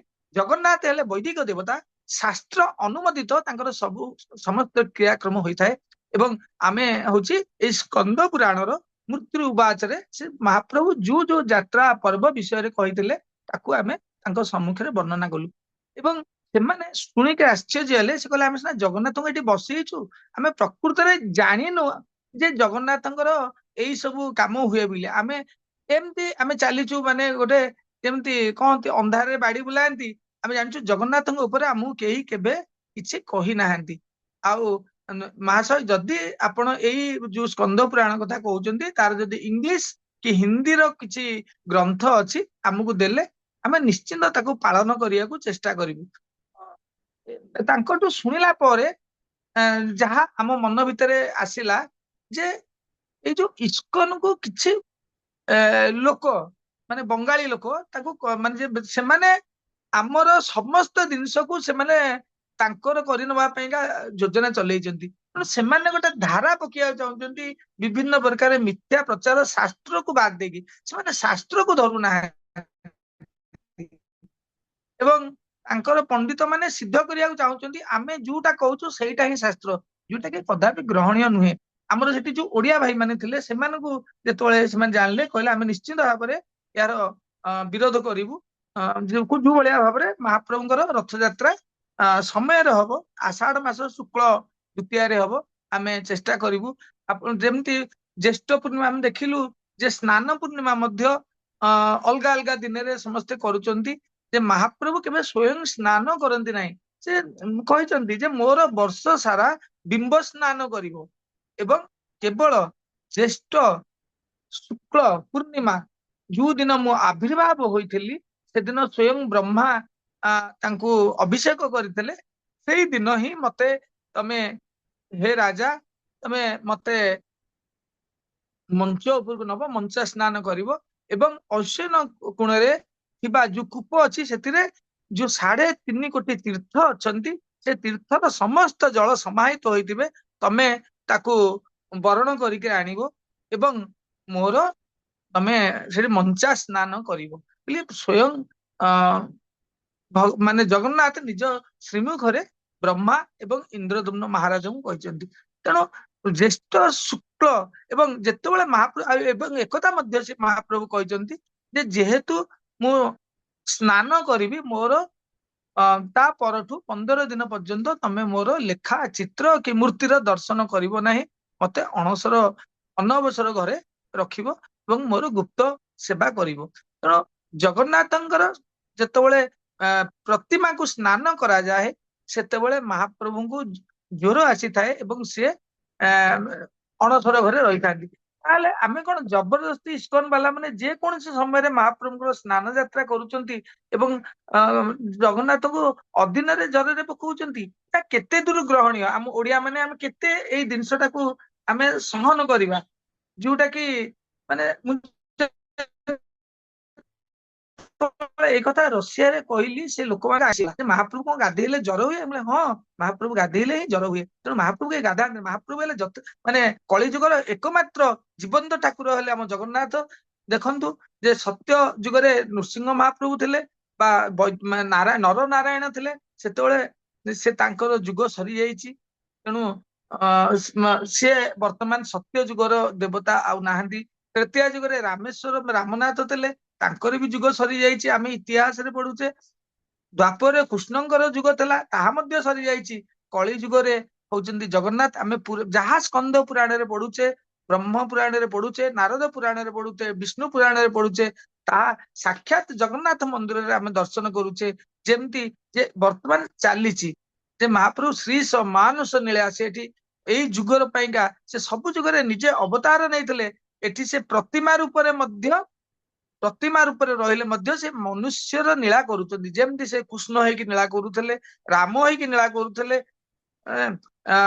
ନରନାରାୟଣ ହେଇକିରି ନୀଳା କରୁଥିଲେ, ନୃସିଂହ ହେଇକି ନୀଳା କରୁଥିଲେ। ତଦୃଶ ନୀଳା ପ୍ରତିମା ହେଲେ ମଧ୍ୟ ସେ କରୁଛନ୍ତି। ଯୋଉ ମୂର୍ତ୍ତି ଭକ୍ତଙ୍କର ସମସ୍ତ କାମନାକୁ ପୂର୍ତ୍ତି କରିଥାନ୍ତି, ତାହା କେବଳ ମୂର୍ତ୍ତି କେମିତି ହେଲେ? କୌଣସି ଜାଗାରେ କେବେ ମୂର୍ତ୍ତି କଥା କୁହେନି। କୌଣସି ଆପଣ ଅଷ୍ଟାଦଶ ପୁରାଣ ପଢିବେ, କୌଣସି ପୁରାଣରେ ମୂର୍ତ୍ତି କଥା କହିବା ବିଷୟ ନାହିଁ। କୋଉଠି ବ୍ରହ୍ମା ଉବାଚ ଅଛି, କୋଉଠି ବିଷ୍ଣୁ ଉବାଚ ଅଛି, କୋଉଠି ଇନ୍ଦ୍ର ଉବାଚ ଅଛି, କୋଉଠି ଋଷୟ ଉବାଚ ଅଛି, କୋଉଠି ଅପ୍ସରା ଉବାଚ ଅଛି, କିନ୍ତୁ କୌଣସି ଜାଗାରେ ମୂର୍ତ୍ତି ଉବାଚ ନାହିଁ। କେବଳ ଜଗନ୍ନାଥଙ୍କ ପୁରାଣରେ ହିଁ ମୂର୍ତ୍ତି ଉବାଚ କଥା ଉଲ୍ଲେଖ କରାଯାଇଛି। ତେଣୁ ମହାପ୍ରଭୁ ଭଳିଆ ଭାବରେ ଯେ ସେ ମୂର୍ତ୍ତି ହେଲେ, ସେ ତ ମୂର୍ତ୍ତି ନୁହନ୍ତି, ସେ କଳି ଯୁଗର ଏକମାତ୍ର ଜୀବନ୍ତ ଠାକୁର ହେଲେ ଜଗନ୍ନାଥ ମହାପ୍ରଭୁ, ଯିଏକି ସମସ୍ତଙ୍କର ମନସ୍କାମନା ପୂରଣ କରନ୍ତି। ଏବଂ ସିଏ ଯୋଉ ତେଣୁ ମହାପ୍ରଭୁ ଯେହେତୁ ସେ ମନୁଷ୍ୟ ନୀଳା କରୁଛନ୍ତି, ତେଣୁ ସେ ଯେତେବେଳେ ଅମୁହା କୁହରୁ ପାଣି ଆସିକି ଗାଧାନ୍ତି, ଲୋକାଚାରରେ ଯେତେବେଳେ ତାଙ୍କୁ ଜର ପୀଡିତ କରିଥାଏ। ଆମେ ଯଦି ଜର କଥା କହିବା ତାହେଲେ ଆମେ ଭାଗବତର 10ମ ସ୍କନ୍ଧରେ ଆମର ଏଇ ଜର ଉପାଖ୍ୟାନ ଅଛି ଯେ ଯେତେବେଳେ ମହାପ୍ରଭୁ ବାଣାସୁରପୁରକୁ ଯାଇଥିଲେ, ସେତେବେଳେ ଶିବଙ୍କ ସହିତ ତାଙ୍କର ଯୁଦ୍ଧ ହେଇଥିଲା। ଶିବ ବିଷ୍ଣୁଙ୍କ ପାଖରେ ହାରି ଯାଇ ନିଜ ଦେହରୁ ଜରକୁ ଉତ୍ପନ୍ନ କରିଥିଲେ ଦ୍ୱାପର ଯୁଗରେ। ଏବଂ ସେ ଜର ବିଷ୍ଣୁଙ୍କ ପାଖକୁ ଯେତେବେଳେ ଗଲା, ବିଷ୍ଣୁଙ୍କ ତେଜ ସୁଦର୍ଶନ ଚକ୍ରରେ ସେ ପାଖକୁ ଆସି ପାରିଲାନି। ସେ ବିଷ୍ଣୁଙ୍କୁ ସ୍ତବ କରିବା ହେଲା, ହେ ପ୍ରଭୁ ଆପଣ ହଉଛନ୍ତି ଏ ସମସ୍ତଙ୍କର ଉତ୍ପନ୍ନ ଦାତା, ଆଉ ମତେ ଆପଣ ଆଶ୍ରୟ ଦିଅନ୍ତୁ। ମୁଁ ମତେ ଶିବ ଯେତେବେଳେ ପଠେଇଛନ୍ତି ମୁଁ ଆସିଛି, ମତେ ଆପଣ ଆଶ୍ରୟ ଦିଅନ୍ତୁ। ମହାପ୍ରଭୁ ସେତେବେଳେ ତାଙ୍କୁ ଅଭୟ ଦାନ କରିଥିଲେ ଏବଂ ସେ ଜ୍ୱରକୁ ଗ୍ରହଣ କରିଥିଲେ ଯେ ମୁଁ ଯେତେବେଳେ କଳି ଯୁଗରେ ଥିବି ଜଗନ୍ନାଥଙ୍କ ରୂପରେ, ମୁଁ ଯେତେବେଳେ ସ୍ନାନ କରିବି ସେତେବେଳେ ତମେ ମତେ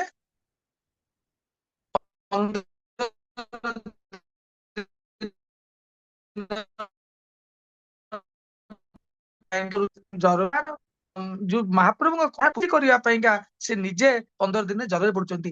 ଆଉ ଆପଣ ମାନେ କେମିତି ଅଦିନରେ ମହାପ୍ରଭୁଙ୍କୁ ମୋର ସ୍ନାନ କରୁଛନ୍ତି, ଅଦିନରେ ମହାପ୍ରଭୁଙ୍କୁ ଗୋଟେ ଜର ଇଏରେ ଭର୍ତ୍ତି କରୁଛନ୍ତି ଜବରଦସ୍ତି ଭାବରେ? ଏଇଟା ତ କୌଣସି ଠିକ କଥା ନୁହେଁ। ରଷିଆନର ଯୋଉ ସବୁ ଭାରତୀୟ ମାନେ ଥିଲେ ସେମାନେ ତାକୁ ଗ୍ରହଣ ମଧ୍ୟ କଲେ। ତାପରେ ସେମାନେ ଯୋଉ ଯୁକ୍ତି ଦଉଛନ୍ତି ଯେ ଆମେ ସବୁ ଗୋଟେ ଖ୍ରୀଷ୍ଟିଆନ ଦେଶରେ ଅଛୁ, ଯୋଉଠାରେ ହିନ୍ଦୁ ଧର୍ମର ପ୍ରଚାର ପ୍ରସାର ପାଇଁକା କୌଣସି ପ୍ରକାର ସୁଯୋଗ ଦିଆଯାଏ ନାହିଁ, ଆମେ ବହୁତ କଷ୍ଟରେ ଏଠି ଗୋଟେ ସୋସାଇଟି କରି ଏଠି କରୁଛୁ ଏବଂ ସରକାରଙ୍କଠୁ ଆମକୁ ପରମିଶନ ମାଗିବାକୁ ହୁଏ ଯେକୌଣସି ଯାତ୍ରା ଉତ୍ସବ କରିବା ପାଇଁକା। କୌଣସି ଛୁଟି ଦିନ ବ୍ୟତୀତ ଆମକୁ ସେଥିପାଇଁକା କୌଣସି ଅନୁମତି ମିଳିନଥାଏ ଯେ ରଥଯାତ୍ରା କରିବା ପାଇଁକା। ତେଣୁ ଆମେ ମାନେ ଯୋଉ ମାସେ 2 ମାସ ପୂର୍ବରୁ ତାଙ୍କ ସରକାରଙ୍କୁ ଅନୁମତି ପତ୍ର ପାଇଁ ଆବେଦନ କରିଥାଉ, ସେ ଯୋଉ ଦିନକୁ ଆମକୁ ଦେଇଥାନ୍ତି ଆମେ ସେଇ ଦିନ ହିଁ ଏହାକୁ ପାଳନ କରିଥାଉ। ମୁଁ ତାଙ୍କୁ କହିଲି, ବୋଲି ତାହେଲେ ଆପଣ ଜନ୍ମାଷ୍ଟମୀ ଆଉ ଦୀପାବଳି ଏବଂ ଭାରତର ଅନ୍ୟାନ୍ୟ ପର୍ବ ତାକୁ କେମିତି ପାଳନ କରୁଛନ୍ତି? ଏବଂ ଏବଂ ଏକଥା ମଧ୍ୟ କହିଲି ଯେ ରଥଯାତ୍ରା କେବଳ ପୁରୀ ଜଗନ୍ନାଥଙ୍କ ମନ୍ଦିରରେ ହୁଏ ନାହିଁ, ମହାରାଷ୍ଟ୍ରରେ ଆପଣ ଜାଣିଥିବେ ପଣ୍ଡୁରିକ ଯାତ୍ରା ମଧ୍ୟ ହେଇଥାଏ ଏବଂ ଦକ୍ଷିଣ ଭାରତରେ ବିଭିନ୍ନ ମନ୍ଦିରରେ ମଧ୍ୟ ରଥଯାତ୍ରା ପାଳନ କରାଯାଇଥାଏ। କାହିଁ ଆପଣ ମାନେ ତ ତାଙ୍କର ଯାତ୍ରାଟାକୁ ଏଇଭଳିଆ ଭାବରେ କରୁନାହାନ୍ତି, ସେଠି ଦକ୍ଷିଣ ଭାରତୀୟ ଲୋକ ବହୁତ କରୁନାହାନ୍ତି। କାହିଁକି ନା ଆପଣ ଯଦି ତାହା ପାଳନ କରିବେ ତାହେଲେ ଆପଣଙ୍କୁ ସେମାନେ ସେଠାରେ ରଖେଇ ଦେବେ ନାହିଁ, ସାରା ଭାରତ ବର୍ଷରେ ନିଆଁ ଜଳିଯିବ। ଓଡିଆ ମାନେ ସହନଶୀଳତା, ତେଣୁ ଆପଣ ତାଙ୍କର ଧୈର୍ଯ୍ୟ ପରୀକ୍ଷା କରୁଛନ୍ତି ଯେ ଓଡିଆ ମାନେ କିଛି କହିବେ ନାହିଁ, ତେଣୁ ଆମ ଜଗନ୍ନାଥଙ୍କୁ ଆପଣ କୁଣ୍ଢେଇ କରି ବୁଲଉଛନ୍ତି। ଯେ ଦେଖନ୍ତୁ ଯୋଉଟା ଶାସ୍ତ୍ର ଯାହା କହିଲା, ଆମେ ଯଦି ଶାସ୍ତ୍ର ଅନୁମୋଦିତ କର୍ମ କରିବା ତାହା ହିଁ ଧର୍ମ। ଯଦି ଆମେ ଶାସ୍ତ୍ର ଅନୁମୋଦିତ କରୁନେ ତାହେଲେ ଆମେ ଭଗବାନଙ୍କୁ ମଧ୍ୟ ଆମର କୁଣ୍ଢେଇ ଭଳିଆ କରିଦେଇଛେ, ଯେତେବେଳେ ଚାହିଁଲେ ଗାଧେଇଲେ, ଯେତେବେଳେ ଚାହିଁଲେ ନେଇଗଲେ। ହଁ, ମାନସ ଉପଚାର ପୂଜାରେ ବେଳେ ବେଳେ ଭକ୍ତ ମାନେ ଅତିଷ୍ଠ ହୋଇ ସେମାନେ ଦୈନିକ ଦିନ ମହାପ୍ରଭୁଙ୍କୁ ରଥ ଉପରେ ଦର୍ଶନ କରିବାକୁ ଇଚ୍ଛା ରଖିଥାନ୍ତି ଏବଂ ଦୈନିକ ଦିନ ସେ ମହାପ୍ରଭୁଙ୍କର ପ୍ରତ୍ୟେକ ଯାତ୍ରା ପର୍ବକୁ ବର୍ଷକର ଅନୁଭବ କରିଥାନ୍ତି। ସେମାନେ ସବୁ ମହାପୁରୁଷ, ଆମେ ତ ସାଧାରଣ ମଣିଷ, ଆମ ଭିତରେ ସେ ଭାବନା କେବେ ଆସିବ? ଏ ମାନେ ବହୁତ ସେତିକି ପୁଣ୍ୟମାନ ଲୋକ ହେଲେ ଆପଣ ଯୋଉ ଉପଚାର ପୂଜା କରିପାରିବେ। କଳିଯୁଗ ଏକତ୍ରିତ ନ ରହିବ, ସେଥିପାଇଁକା ଆମକୁ ମାନସ ଉପଚାର ପୂଜାରୁ ବାରଣ କରାଯାଇକି ଆମକୁ ମୂର୍ତ୍ତି ଦିଆଯାଇଛି ଏବଂ ସେ ମୂର୍ତ୍ତି ଆମେ ସମସ୍ତ ଆମେ କେବେ ନିୟନ୍ତ୍ରିତ କରିପାରିବା ନାହିଁ। ତେଣୁ ଜଗନ୍ନାଥଙ୍କର ଯୋଉମାନେ ମନ୍ଦିର ପ୍ରତିଷ୍ଠା କରୁଛନ୍ତି, ସେମାନେ ତାଙ୍କର ଜଗନ୍ନାଥଙ୍କ ମନ୍ଦିର ବିଷୟରେ ଆଗରୁ ସିନା କିଛି ବ୍ୟବସ୍ଥା ନଥିଲା, ଏବେ ଆନ୍ତର୍ଜାତିକ ସ୍ତରରେ, ଜାତୀୟ ସ୍ତରରେ ବହୁତ ଅନୁଷ୍ଠାନ ଗଢି ଉଠିଲେଣି। ସେମାନେ ବିଭିନ୍ନ ପ୍ରକାର କାର୍ଯ୍ୟକ୍ରମ କରୁଛନ୍ତି, ବହୁତ ପ୍ରକାର ପୁସ୍ତିକା ମଧ୍ୟ ବାହାର କଲେଣି ଯେ ଆପଣ ମାନେ ଯଦି ଜଗନ୍ନାଥ ମନ୍ଦିର କରୁଛନ୍ତି ମିନିମମ୍ ଏଇ ନୀତି ଆପଣ ପାଳନ କରନ୍ତୁ। ଏଇ ଆମ ଜଗନ୍ନାଥଙ୍କ କଥା ଆଉ ଅଛୁଆ ହେଇକି ନାହିଁ ଏଇ ଯୁଗରେ। ତେଣୁ ଯଦି ବି ଆପଣ ବୁଝିପାରୁନାହାନ୍ତି ତାହେଲେ ଆପଣ ପଚାରନ୍ତୁ ଆସିକିରି କାହାକୁ ଯେ ଆମେ ଜଗନ୍ନାଥ ମନ୍ଦିର ପ୍ରତିଷ୍ଠା କରୁଛୁ, ଆମେ କଣ କଣ କରିବୁ? ଏବଂ ସେଇ ଯୋଉମାନେ ବି କହିବେ ସେମାନେ ସମସ୍ତେ ଶାସ୍ତ୍ର ଆଧାରରେ କହିବେ। କେହି ତାଙ୍କ ମନକୁ ଜଗନ୍ନାଥଙ୍କ ଉପରେ କେହି କେବେ କୌଣସି, ଆମର କେବଳ ଜଗନ୍ନାଥ ନୁହନ୍ତି, ଆମର ଧର୍ମୀୟ ବ୍ୟବସ୍ଥାର ମୂଳ ମନ୍ତ୍ର, ମୂଳ ଆଧାର ହଉଛି ଶାସ୍ତ୍ର। ଶାସ୍ତ୍ରକୁ ବାଦ ଦେଲେ ଆମ ଧର୍ମର କିଛି ସ୍ଥାନ ହିଁ ନାହିଁ। ତେଣୁ ଆମେ ଯୋଉ ଧର୍ମ ଗ୍ରନ୍ଥ ଅଛି ଏବଂ ଧର୍ମଗ୍ରନ୍ଥ ଯୋଉ ଆମକୁ ଅନୁମତି ଦେଇଛନ୍ତି ବା ଧର୍ମଶାସ୍ତ୍ର ଆମକୁ ଯୋଉ ରାସ୍ତା ଦେଖେଇଛନ୍ତି ଆମେ ସେଇ ରାସ୍ତା ହିଁ ଅନ୍ୟମାନଙ୍କୁ ଦଉଛୁ। ଆମେ ମନରୁ କୌଣସି ଧର୍ମ ଜଗନ୍ନାଥ ମନ୍ଦିରର ପ୍ରତ୍ୟେକ କାର୍ଯ୍ୟ, ପ୍ରତ୍ୟେକ ନୀତି, ପ୍ରତ୍ୟେକ ବିଧି, ପ୍ରତ୍ୟେକ ଯାତ୍ରା ଶାସ୍ତ୍ର ଅନୁମୋଦିତ, ଶାସ୍ତ୍ର ଅନୁଯାୟୀ ସବୁ ପାଳନ କରାଯାଏ। ତେଣୁ ଆମେ ଯଦି ତାକୁ ପାଳନ କରୁନେ ତାହେଲେ ଆମେ ଶାସ୍ତ୍ରର ବିରୁଦ୍ଧାଚରଣ କରୁଛେ, ଯୋଉଟା କି ମହାପାପ। ଶାସ୍ତ୍ରର ବିରୁଦ୍ଧାଚରଣ କଲେ ମହାପାପ, ସେ ପାପରେ କି ଭାଗିବା ଉଚିତ ନୁହେଁ। ଆପଣ ଦେଖନ୍ତୁ ଦିଘାରେ ଜଗନ୍ନାଥ ମନ୍ଦିର ହେଲା, ଯେତେବେଳେ ଜଗନ୍ନାଥ ମନ୍ଦିର ହେଲା ସେତେବେଳେ ସେମାନେ ପୁରୀର କିଛି ଲୋକଙ୍କର ପରାମର୍ଶ ନେଇଥିଲେ ଏବଂ ସେମାନେ ତାଙ୍କୁ ଯୋଉ ଉପଦେଶ ଦେଇଥିଲେ ଯେ ଦାରୁର ମୂର୍ତ୍ତି ହବ, ଏହା ହବ, କିନ୍ତୁ ସେମାନେ ତାକୁ ମାନିଲେ ନାହିଁ। ସେମାନେ ଇସ୍କନ କଥାରେ ପଡିକିରି ପଥର ମୂର୍ତ୍ତି କଲେ। କାହିଁକି ପଥର ମୂର୍ତ୍ତି କଲେ ନା ବଦଳିବାକୁ ପଡିବନି। ତେଣୁ ଯୋଉ ମହାଶୟ ମାନେ ସେଠିକି ଯାଇଥିଲେ ସେମାନେ ସେଥିରୁ ଓହରି ଗଲେ। ସେ ଯିଏ ମନ୍ଦିରର ମାନେ କରିବା ପାଇଁକା ସବୁ ତାଙ୍କୁ ଆଡଭାଇସ ଦେଇଥିଲେ, ଯୋଉ ପ୍ରଥମରୁ ଯୋଉ ଭଳିଆ ଭାବେ ଚାଲିଥିଲା, ଯେତେବେଳେ ଇସ୍କନ ବାଲା ମାନେ ପଶିଲେ ସେତେବେଳେ ସେମାନେ ଓହରି ଗଲେ। ପରବର୍ତ୍ତୀ କାଳରେ କିଛି ଲୋକ ସେଠିକି ମୁଖ୍ୟମନ୍ତ୍ରୀଙ୍କର ନିକଟତର ହବା ପାଇଁକା କେବଳ ତାଙ୍କ ପାଖକୁ ଯାଇଥିଲେ ଏବଂ ତାଙ୍କର ଯୋଉ ଅଶାସ୍ତ୍ରୀୟ କାର୍ଯ୍ୟକୁ ସମ୍ମତି ପ୍ରକାଶ କରିଥିଲେ। ତେଣୁ ସେ ସର୍ବସମ୍ମୁଖରେ ନିନ୍ଦିତ ହେଲେ, ଜଗନ୍ନାଥ ତାଙ୍କୁ ନିନ୍ଦିତ କରିଦେଲେ, ସେ କିଛି ଯଶ ପାଇଲେନି। କାହିଁକି ନା ସେଟା ଶାସ୍ତ୍ର ନୁହେଁ। ଆପଣ ଯଦି ଶାସ୍ତ୍ର ଅନୁଯାୟୀ ଯିବେ ଆପଣ କେବେ ନିନ୍ଦିତ ହେବେନି, ବରଂ ଆପଣଙ୍କୁ ସମସ୍ତେ ହଉଛି ପୂଜ୍ୟ କରିବେ, କେବେ ନିନ୍ଦିତ କରିବେ ନାହିଁ। ଏ ଜଗନ୍ନାଥ ସଂସ୍କୃତି।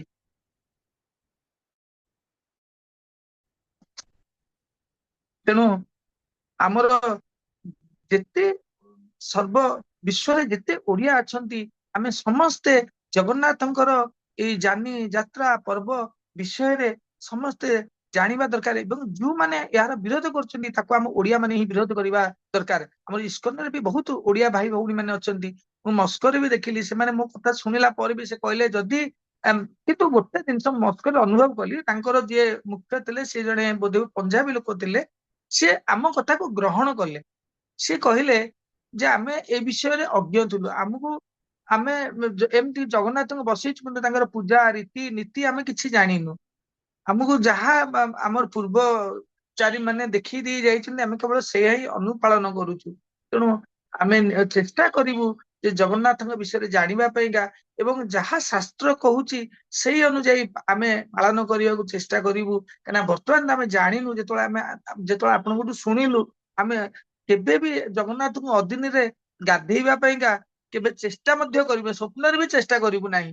ଆଉ ବାକି ରହିଲା ରଥଯାତ୍ରା କଥା। ରଥଯାତ୍ରା ଯେହେତୁ ଏଇଟା ଖ୍ରୀଷ୍ଟିଆନ ଦେଶ ଏବଂ କମ୍ୟୁନିଷ୍ଟ ରାଷ୍ଟ୍ର, ଏଠି କୌଣସି ପର୍ବପର୍ବାଣୀ ପାଇଁକା ଆମକୁ ଅନୁମତି ମିଳୁନି। ତେଣୁ କେବଳ ଛୁଟି ଦିନରେ ହିଁ ଅନୁମତି ମିଳିବ। ଆପଣ ଆମକୁ ଏତିକି ମାନେ କୁହନ୍ତୁ ଯେ ଆମେ କୋଉ ଭଳିଆ ଭାବରେ ରଥଯାତ୍ରା ଏଠି ପାଳନ କରିପାରିବୁ। ଯଦି ଭାରତ ସରକାର ରଥଯାତ୍ରାକୁ ଜାତୀୟ ଉତ୍ସବର ମାନ୍ୟତା ଦିଅନ୍ତି, ଯେମିତି ଜନ୍ମାଷ୍ଟମୀ କି ଦେଇଛନ୍ତି, ରାମନବମୀ କି ଦେଇଛନ୍ତି, ତାହା ଆମ ସରକାର ଏଇଟା ଜାତୀୟ ଯାତ୍ରା ଭାରତ ସରକାର ଘୋଷଣା କରିନାହାନ୍ତି। ଭାରତ ସରକାର ସମସ୍ତେ ଯଦି ଛୁଟି ନାହିଁ ଆମକୁ ସେଠି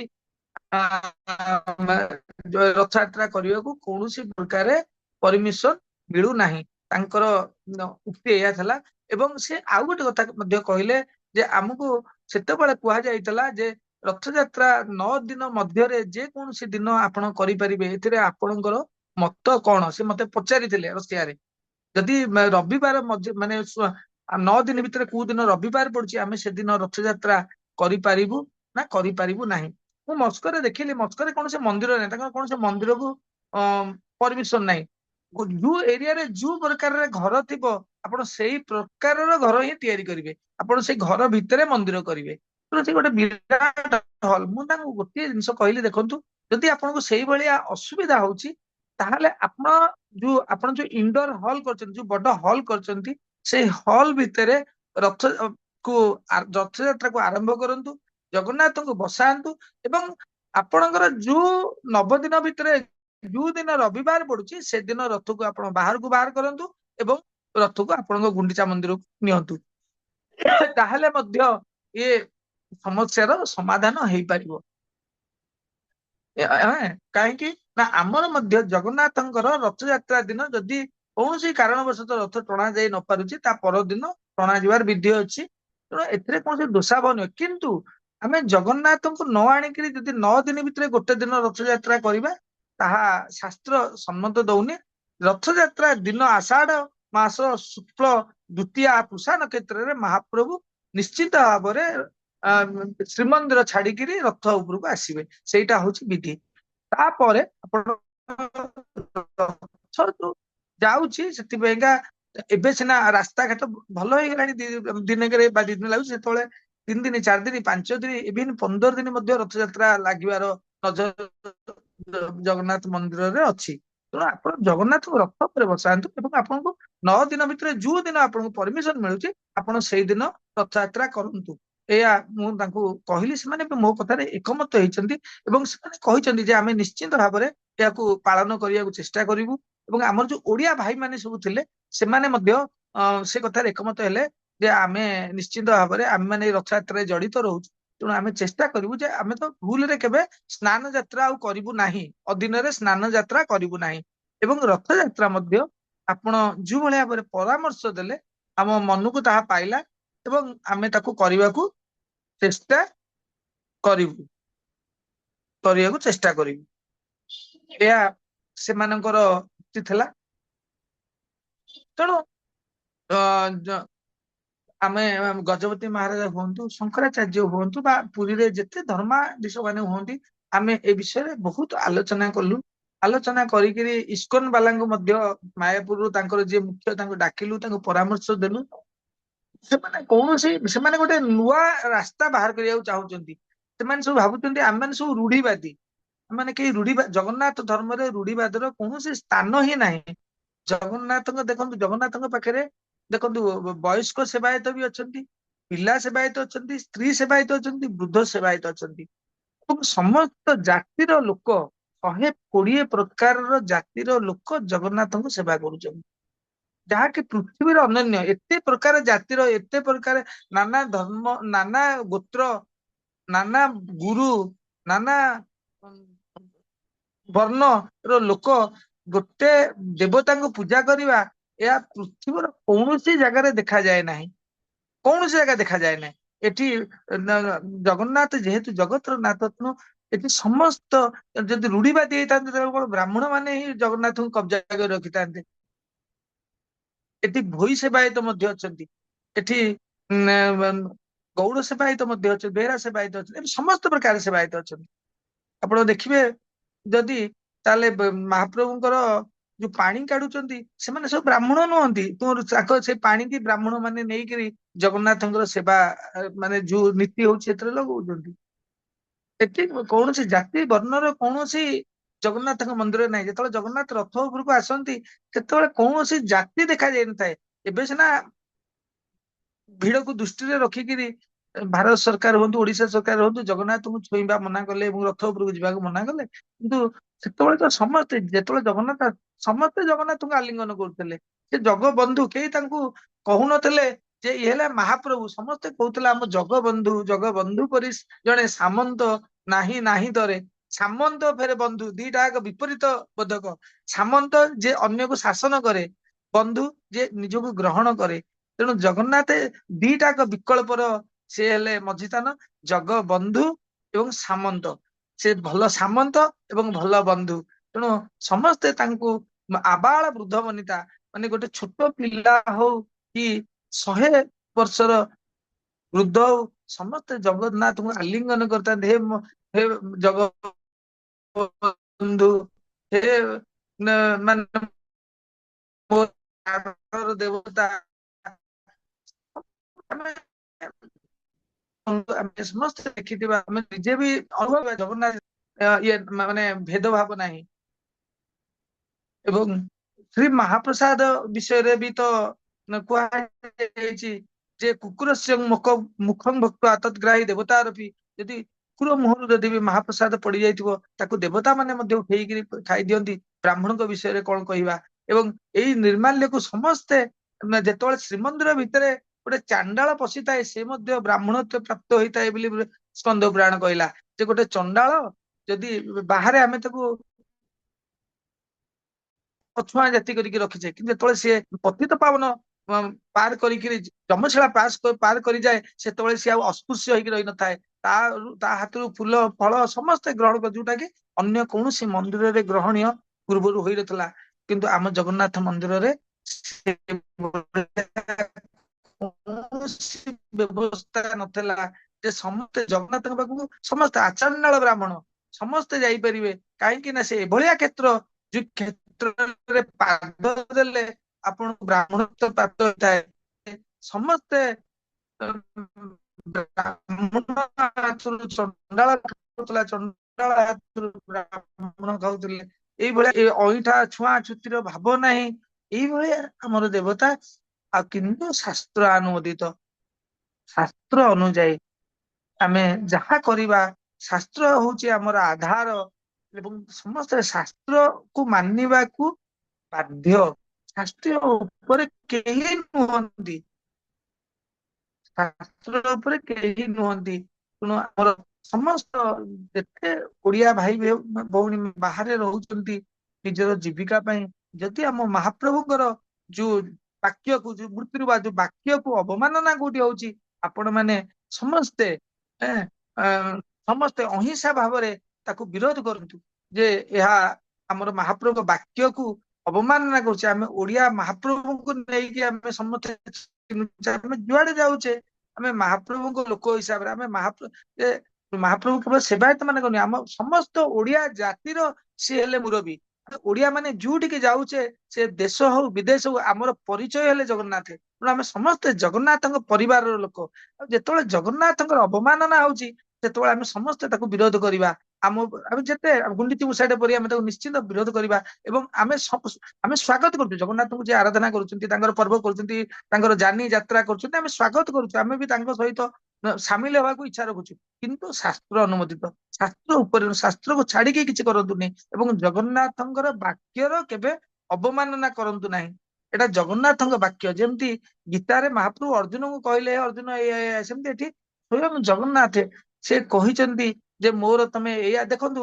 ଜଗନ୍ନାଥ ମନ୍ଦିରରେ ଯେତେ ଭୋଗ ହଉଛି, ଆପଣ କୌଣସି ନୂଆ ଭୋଗ ଚାହିଁଲେ ବି କରିପାରିବେ ନାହିଁ। କୋଠ ଭୋଗରେ, କୋଠ ଭୋଗରେ ଜଗନ୍ନାଥ ଯାହା ଯାହା ସ୍କନ୍ଦ ପୁରାଣରେ କହିଛନ୍ତି, 5,000 କି 10 ମାନେ ସତ୍ୟ ଯୁଗରେ, ତାକୁ ଆଜି ପର୍ଯ୍ୟନ୍ତ ଆମେ ସମସ୍ତେ ପାଳନ କରୁଛୁ।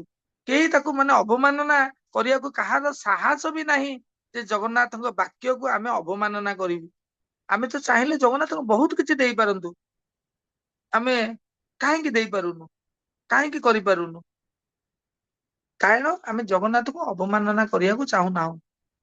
ତେଣୁ ଜଗନ୍ନାଥଙ୍କର ଯୋଉ ଭୋଗ ହଉ, ଜଗନ୍ନାଥଙ୍କର ଯାହା ବି ହଉଛି, ଆମେ ତାଙ୍କର ବାକ୍ୟକୁ ପାଳନ କରୁଛୁ। ଏବଂ ଆପଣ ତାର ଗୋଟେ ଉଦାହରଣ ଦେଖିବେ ଯେ ରଥଯାତ୍ରା, ଏଇ ଯୋଉ କୋଭିଡ ସମୟର ରଥଯାତ୍ରା, ଯେତେବେଳେ ସରକାର ଚାହିଁଲେ ଯେ ଆମେ ଏଇ ଯାତ୍ରା କଲେ ହଉଛି କୋଭିଡ ବଢିଯିବ, ମହାମାରୀ ବଢିଯିବ, କୁମ୍ଭ ମେଳାରୁ ଯେତେବେଳେ ମହାମାରୀ ସବୁଆଡେ ବ୍ୟାପି ଯାଇଥାଏ, ସେତେବେଳେ ସରକାର ନିଜେ ତାକୁ ବନ୍ଦ କରିବାର ଯୋଜନା କଲେ, ରଥ କରିବାକୁ ଦେଲେନି, ସମସ୍ତଙ୍କୁ ଆଦେଶ ଦେଲେ ଯେ ରଥଯାତ୍ରା ହବନି। ଏବଂ ନିଜେ କୋର୍ଟକୁ ପଳେଇଲେ ଏବଂ କୋର୍ଟରୁ ସୁପ୍ରିମ କୋର୍ଟରୁ ବି ପରମିଶନ ନେଇ ଆସିଲେ ଯେ ରଥଯାତ୍ରା ହବ ନାହିଁ। ସୁପ୍ରିମ କୋର୍ଟ ମନା କଲା। ଯେହେତୁ ମହାପ୍ରଭୁ କହିଛନ୍ତି, ହେ ଇନ୍ଦ୍ରଦମ୍ନ, ମୁଁ ସତ୍ୟ କରୁଛି, ସତ୍ୟଂ ସତ୍ୟଂ ପୁନଃ ସତ୍ୟ, ମୁଁ ସତ୍ୟ କରୁଛି, ଯେତେ ଯାହା ହେଲେ ମଧ୍ୟ ମୁଁ ବର୍ଷକରେ ଥରେ ତମ ଘରକୁ ଆସିବି। ତାଙ୍କ ବାକ୍ୟ କେବେ ମିଥ୍ୟା ହବନି। ଯୋଉ ଜଜ ମାନେ କହିଥିଲେ ଯେ ଆପଣ ରଥଯାତ୍ରା କରିବେନି, କୋଭିଡ ବଢିଯିବ, ସେଇ ଜଜ ଫେର ଆଦେଶ ଦେଲେ ଯେ ନାଇଁ, କେବଳ ପୁରୀରେ ରଥଯାତ୍ରା ହବ, ଆଉ କୋଉଠି ରଥଯାତ୍ରା ହବ ନାହିଁ। ଏବଂ ରଥଯାତ୍ରା ପରେ ଆଶ୍ଚର୍ଯ୍ୟର କଥା, ରଥଯାତ୍ରାର 1 ମାସ ପର୍ଯ୍ୟନ୍ତ ମଧ୍ୟ କାହାର କୋଭିଡ ହେଇନଥିଲା। ତାପରେ ଆଉ ଗୋଟେ କଥା, ଯୋଉ ରଥକୁ ହଜାର ହଜାର ଭକ୍ତ ମାନେ ଟାଣିକି ନିଅନ୍ତି, ସେଠି ମାତ୍ର ଆମେ 200 ଜଣ ସେବକ, ଆମେ କି ଭଳିଆ ଯେତେବେଳେ କେମିତି ରଥ ଟାଣିବୁ, ଆମ ଭିତରେ ଚିନ୍ତା ପଡି ଯାଇଥିଲା ଯେ ଏଡ ବଡ ରଥକୁ ହଜାର ହଜାର ଲୋକ ଟାଣିକି ବି 3 ଦିନରେ 2 ଦିନ ଲାଗୁଛି ଲଗେଇବାକୁ। ଆମେ ଏଇ 100-200 ସେବକ 3ଟା ରଥକୁ କଣ ମାନେ କେମିତି ନବୁ ଟାଣିକିରି? କିନ୍ତୁ ଯେତେବେଳେ ଆମେ ଜଗନ୍ନାଥଙ୍କର ରଥ ଦୌଡିକି ରଥ ଦୌଡିକି ଧରିଲୁ, ରଥ ଆପେ ଆପେ ଚାଲିବା ଆରମ୍ଭ କଲା। ଆମେ ନିମିଷ ମାତ୍ର ହେଇଥାଉ ଏବଂ ଜଗନ୍ନାଥ ମଧ୍ୟ ଯୋଉ ମାୟା କଲେ ଯେ ଏତେ ଖରା କଲେ ଯେ ମାନେ ଗୋଡ ଫୋଟକା ହେଇଯାଉଥାଏ, ତଥାପି କେହି ରଥ ଦୌଡି ଛାଡୁନ। କାହିଁକି ନା ରଥ ଆମେ ଟାଣିଲେ ସିନା କଷ୍ଟ ନା, ଆମେ ତ ଟାଣୁନା, ଆମକୁ ମଜା ଲାଗୁଛି କାନ୍ଧରେ ପକେଇକି। ଟିଭିରେ ଦେଖି ଆମେ କାନ୍ଧରେ ରଥ ଦୌଡ଼ି ପଡୁଛୁ, ରଥ ଆପେ ଆପେ ଚାଲିଛି। ଏବଂ ରଥର କୋଉଠି ବ୍ରେକ୍ ଦେବାକୁ ଦରକାର ହେଇନି। ଯୋଉଠି ଆମର ଇଚ୍ଛା ହଉଥାଏ ଆଜି ଏଇଟା ରଥ ରହିବ, ସେଇଠି ରଥ 2 ମିନିଟ ରହୁଥିଲା, ଫେର ଯାଉଥିଲା। ଯୋଉ ରଥ 2 ଦିନ ଲାଗିକି ପହଞ୍ଚୁନଥିଲା, ସେଇ ରଥ 4:30 ଭିତରେ 3ଟା ରଥ ଶ୍ରୀଗୁଣ୍ଡିଚା ମନ୍ଦିର ପାଖରେ ପହଞ୍ଚିଗଲା। ତେଣୁ ଆପଣ ଦେଖନ୍ତୁ, ଜଗନ୍ନାଥ ହେଲେ ଯେ ତାଙ୍କର ବାକ୍ୟ ସିଏ ପାଳନ କରୁଛନ୍ତି ଏବଂ ତାଙ୍କର ବାକ୍ୟକୁ ସେ ନିଜେ ପାଳନ, ସେ ଯୋଉ ସତ୍ୟ କରୁଛନ୍ତି ତାକୁ ପାଳନ, ଆମେ କିଏ ସେ ତାକୁ ଭାଙ୍ଗିବା ପାଇଁକା। ତେଣୁ ଶାସ୍ତ୍ର ହଉଛି ଆଧାର। ଆମେ ସମସ୍ତେ ଶାସ୍ତ୍ରାନୁମୋଦିତ, ସମସ୍ତ ଜଗନ୍ନାଥଙ୍କର ରୀତି ନୀତି ପର୍ବପର୍ବାଣୀ ଆମେ ସମସ୍ତେ କରିବା। ଏଥିରେ ଆମର କୌଣସି ବାଧକ ନାହିଁ, କୌଣସି ଆମେ କୌଣସି ପ୍ରକାରର ତା ଦେହରେ ଇଏ ନାହିଁ, କିନ୍ତୁ ଶାସ୍ତ୍ର ଅନୁଯାୟୀ ସବୁ ହଉ, ଏହା ହିଁ ମୋର କାମନା। ଜୟ ଜଗନ୍ନାଥ।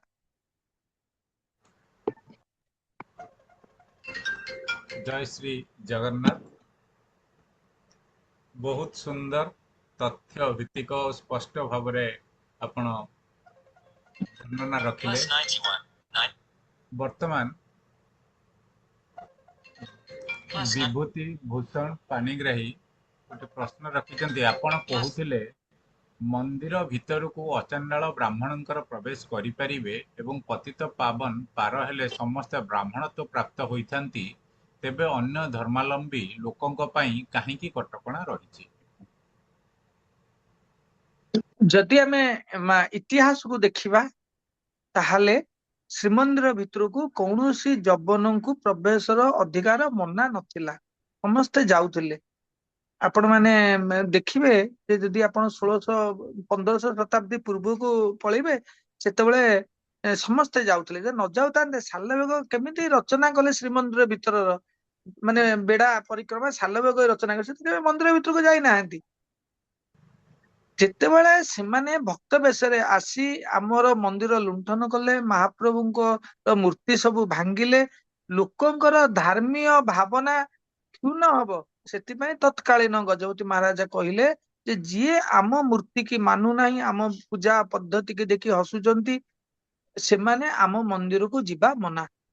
ତା ପରବର୍ତ୍ତୀ କାଳରେ ଏହା ବନ୍ଦ ହେଇଛି। ବହୁତ ବର୍ଷ ହେଲା ପରେ ତାହା ହଉଛି ଗୋଟେ ପରମ୍ପରାରେ ପରିଣତ ହେଇଛି। ଆମର ଜଗନ୍ନାଥ ମନ୍ଦିର ହେଲା ଆମର ଉପାସନା ସ୍ଥଳ। ସେଟା କୌଣସି ମ୍ୟୁଜିୟମ ନୁହେଁ ଯେ ସମସ୍ତେ ଯିବେ। ଯୋଉମାନେ ଆମର ପୂଜା ପଦ୍ଧତି ଉପରେ ଭରସା ନାହିଁ, ବିଶ୍ୱାସ ନାହିଁ, ସେମାନେ ତା ଭିତରକୁ, ସେଟା କଣ ମ୍ୟୁଜିୟମ ହେଇଛି ଦେଖିବାକୁ ଯିବେ?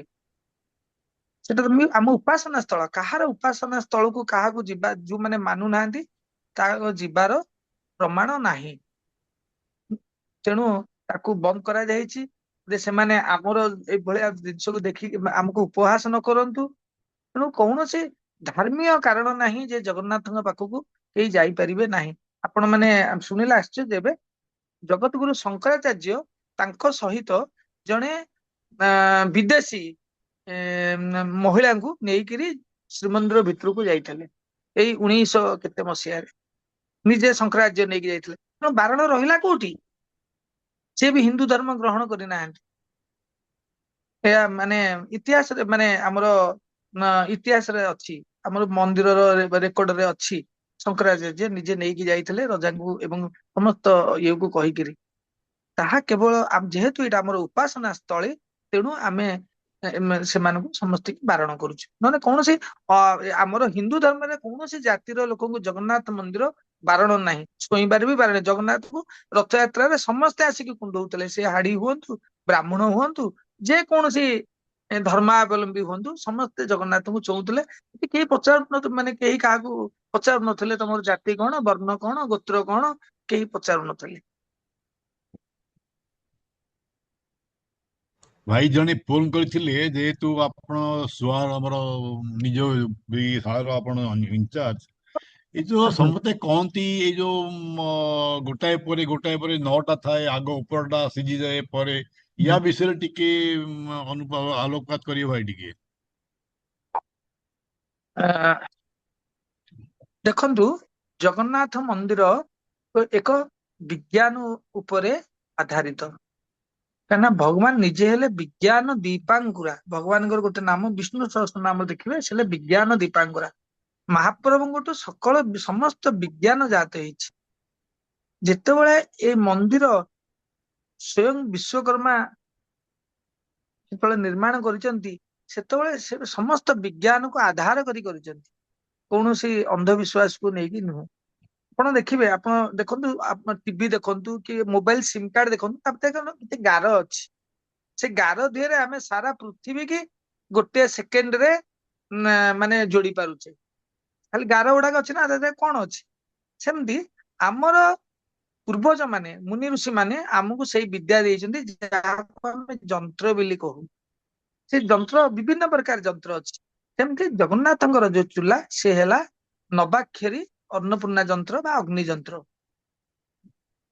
ସେ ତାର ରେଖ ମଧ୍ୟ ଅଛି, ତ୍ରିକୋଣ, ଷଟକୋଣ, ବୃତ୍ତ, ଅଷ୍ଟାଦଳ ପଦ୍ମ, ଏମିତି ଆମର ସେଇଭଳିଆ ଭାବରେ ଚୁଲି ତିଆରି କରାଯାଇଥାଏ, ଯାହା ଗୋଟେ ପ୍ରସ୍ଫୁଟିତ ପଦ୍ମ ଫୁଲ ଭଳିଆ ତାର ଆକୃତି। ଯେମିତି ଆମେ ଯୋଉ ପୂଜା ବେଳେ ଆମେ ଯୋଉ ମୁରୁଜ କାଟୁଛେ, ଯୋଉ ରେଖା କାଟୁଛେ, ସେଇ ଜିନିଷଟା ପୁରା ସେଇଆ। ଏବଂ ସେ ଏଭଳିଆ ଭାବରେ ତିଆରି କରାଯାଇଛି ଯେ ସେଇ ଯୋଉ ଚୁଲି ଉପରେ ଯେ ପ୍ରତ୍ୟେକ ପାଖୁଡା ଉପରେ ଗୋଟେ ଗୋଟେ ଅର୍ଣ୍ଣ ଆଟିକା ଥୁଆଯାଇଥାଏ। ଏବଂ ତା ଯେମିତି ପିରାମିଡ ରେ, ମାନେ ତା ଉପରେ ଆଗ 10 ଜଣ, ତାପରେ 8 ଜଣ, ତାପରେ 5 ଜଣ, ଲାଷ୍ଟ କୁ ଜଣେ, ସେମିତି ତଦୃଶ ଏଇ ଯୋଉ ଅ ଚୁଲା ଉପରେ ଯୋଉ ପଦ୍ମ ଫୁଲ ପାଖୁଡା ଉପରେ ଅନ୍ନ ଥୁଆଯାଏ, ସେମିତି ପିରାମିଡ ସଦୃଶ୍ୟ କରାଯାଇଥାଏ। ଯେତେବେଳେ ସମସ୍ତ ଅନ୍ନ ଥୁଆ ଯାଇଥାଏ, ସେଇଟା ଗୋଟେ ପଦ୍ମ ଫୁଲ ଯେମିତି ଏଇଟା ଖୋଲା ପଦ୍ମ ଥିବ, ଯେତେବେଳେ ସମସ୍ତ ନଦୀ ଦିଆଯିବ, ସେ ବନ୍ଦ ହେଇଗଲା ବେଳେ ଦେଖାଯିବ। ଏବଂ ପ୍ରତ୍ୟେକ କୁଡିଆକୁ ସମାନ ଭାବରେ ଉତ୍ତାପ ଯାଇଥାଏ, ଯେ କୋଉଟା ଆଗ ନୁହେଁ, କୋଉଟା ପଛ ନୁହେଁ। ଆଉ ଆପଣ ଯୋଉ କହିଲେ ଯେ ଉପରଟା ଆଗ ହୁଏ, ତଳଟା ଆଗ ହୁଏ, ଆମେ ତଳୁ ଆଗ କାଢିଦେଲେ ଉପରଟା ତ ଚୁଲି ଭିତରକୁ ପଳେଇବ। ତେଣୁ ଆପଣଙ୍କୁ ଉପରଟାକୁ ତ ଆଗ ହିଁ କାଢିବାକୁ ପଡିବ। ତେଣୁ ସମସ୍ତ ଯୋଉ କୁଡିଆ ଯେହେତୁ ସମାନ ଉତ୍ତାପ ଯାଇଥାଏ, ତେଣୁ ସମସ୍ତେ ଏକା ସାଙ୍ଗରେ ହୋଇଥାନ୍ତି ଏବଂ ଏକା ସାଙ୍ଗରେ ସମସ୍ତଙ୍କୁ ଓହ୍ଲିଆ ଯାଇଥାଏ। କିଏ ଆଗ କିଏ ପଛ ନୁହେଁ, ଉପରୁ ତଳ ପର୍ଯ୍ୟନ୍ତ ଆମେ ବସେଇଥାଉ, ସେମିତି ଉପରୁ ତଳୁ ଉପର ପର୍ଯ୍ୟନ୍ତ ବସେଇଥାଉ, ଉପରୁ ତଳକୁ ଓହ୍ଲେଇଥାଉ। ଏଇଟା ହିଁ ସତ୍ୟ। କିନ୍ତୁ କୁଡିଆ ଉପରେ କୁଡିଆ କୁଡିଆ ସେମିତି ରନ୍ଧା ଯାଏ ନାହିଁ। ସେଇଟା ହଉଛି ଗୋଟେ ଯନ୍ତ୍ର, ବିଜ୍ଞାନ ବିଜ୍ଞାନ ଅନୁଯାୟୀ ସେଟା କରାଯାଇଥାଏ। ଭାଇନା ତଥାପି କେତେଟା ଥାକ ଉପରେ ବସନ୍ତି? ଦେଖନ୍ତୁ, ଚୁଲିରେ ପ୍ରଥମ ଥାକରେ ଆପଣଙ୍କର 7ଟା ରୁ 9ଟା କୁଡିଆ ବସିଥାଏ ପ୍ରଥମେ। ତା ଉପରେ 3ଟା ବସିଥାଏ, ତା ଉପରେ ଗୋଟେ ବସିଥାଏ। 3 ଥାକ। ଆଗରୁ ଲୋକମାନେ ଓହୋ। ବଡ ବଡ ଥିଲେ, 4-5 ଥାକ କରୁଥିଲେ। ଏଇନା ଆମେ ସବୁ ଛୋଟ ହେଇଗଲେଣି, ଚୁଲିର ଆକାର ବହୁତ ବଡ। ତେଣୁ ଆଚ୍ଛା ଆମ ଆଚ୍ଛା ହାତ ଯୋଉଠିକି ପାଇବ ଆମେ କାଢି ପାରିବୁ, ଆମେ ସେଠିକି ହିଁ ବସଉଛୁ। ଆଉ ପୂର୍ବ ଭଳିଆ ଏବେ ଆଉ ଅଧିକା ଥାକ ହଉନି, ଯୋଡେ କିମ୍ବା 3ଟା ଥାକ ହିଁ ହଉଛି। କରେକ୍ଟ। ନାନା ମୁନି ନାନା ମତ, ସେଇଆ ଲୋକମାନେ କଣ କଣ କହୁଥିଲେ, ଏବେ ଠିକ ଜଣା ପଡିଲା। ବଢିଆ। ଗୋଟେ ପ୍ରଶ୍ନ ଆସିଛି, ଅନିରୁଦ୍ଧ। ହଁ, ନରେନ୍ଦ୍ର ପ୍ରସାଦ ନାୟକ ଗୋଟେ ପ୍ରଶ୍ନ ରଖିଛନ୍ତି। ଅଦିନିଆ ରଥଯାତ୍ରା ଇସ୍କନକୁ ରୋକିବା ପାଇଁ କେବଳ ଭକ୍ତଙ୍କ ଉପରେ ଆମେ ନିର୍ଭରଶୀଳ ରହିବା, ନା ସରକାରୀ ସ୍ତରରେ କିଛି ପଦକ୍ଷେପ ନିଆଯାଉଛି? ଆଜ୍ଞା, ଏ ଦେଖନ୍ତୁ ବିଷୟରେ ମୁଁ ଟିକେ କହିବି। ଆମର ଗୋଟେ ଗଜପତି ମହାରାଜା ଗୋଟେ ଗ୍ରୁପ କରିଛନ୍ତି ଅଦିନିଆ ହଁ ରଥଯାତ୍ରା, ଏଥିରେ ପ୍ରାୟ ସବୁ କଣ୍ଟ୍ରି ମାନେ ଯୋଗ ଦେଇଛନ୍ତି। ସେଥିରେ ରିସେଣ୍ଟଲି ଗୋଟେ ପେଟିସନ ଆମେ ପଠେଇଛୁ ପ୍ରେସିଡେଣ୍ଟ ଅଫ ଇଣ୍ଡିଆ ଏବଂ ପ୍ରାଇମ ମିନିଷ୍ଟର ପ୍ରଧାନମନ୍ତ୍ରୀ। ଅଫ ଇଣ୍ଡିଆକୁ ମଧ୍ୟ ପଠେଇଛୁ ସରକାରଙ୍କ ହଁ ଲେଭେଲରେ। ଓଡିଶା ହଁ ଗଭର୍ଣମେଣ୍ଟ ଅଲରେଡି କହିସାରିଲେଣି, ସେ ଗଭର୍ଣମେଣ୍ଟରେ ପାସ୍ ବି ହେଇଗଲାଣି। ଆଉ ଓଡିଶା ଗଭର୍ଣମେଣ୍ଟ ପଦକ୍ଷେପ ନେବା ଲାଗି ଆମର ଯୋଉ ଜଗନ୍ନାଥ ଧାମ ବୋଲିକିରି କହିଥିଲେ ଦୀଘାରେ, ସେଇଟା ସେମାନେ ୱିଡ୍ର କରି ନେଇଛନ୍ତି। ଗୋଟେ ଷ୍ଟେପ ତ ହେଇସାରିଛି, କିନ୍ତୁ ଗଜପତିଙ୍କ ନେତୃତ୍ୱରେ ଆମେ ସମସ୍ତେ ଲାଗି ଚଢିଛୁ। ସେଣ୍ଟ୍ରାଲ ଗଭର୍ଣମେଣ୍ଟ ସାଙ୍ଗରେ କେମିତି ଆମେ ସେଟାକୁ ଉପରକୁ ଉଠେଇବୁ, ସେଟା ଚାଲିଛି।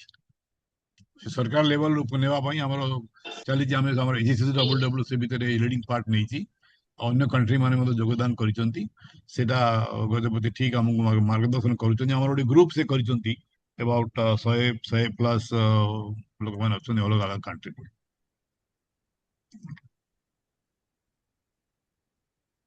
ତାର एकमात्र रास्ता हଉଛି ଭାରତ ସରକାର ହିଁ ଆମ କାହିଁକି ନା ଆମର ଯୋଉ କୋର୍ଟର ଆଦେଶ ବିଦେଶରେ ପାଳନୀୟ ନୁହେଁ। କାରଣ ୟାର ଦିଟା ରାସ୍ତା, ଗୋଟେ ରାସ୍ତା ହଉଛି ଆମର ଯୋଉ ଓଡିଆ ଭାଇ ମାନେ ଅଛନ୍ତି ସେମାନେ ତାକୁ ବିରୋଧ କରିବା,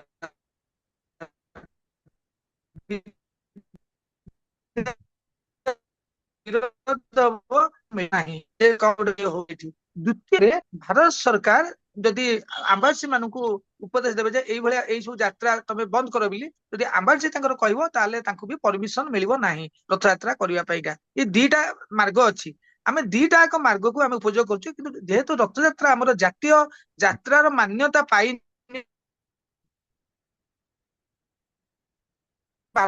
ଠିକ।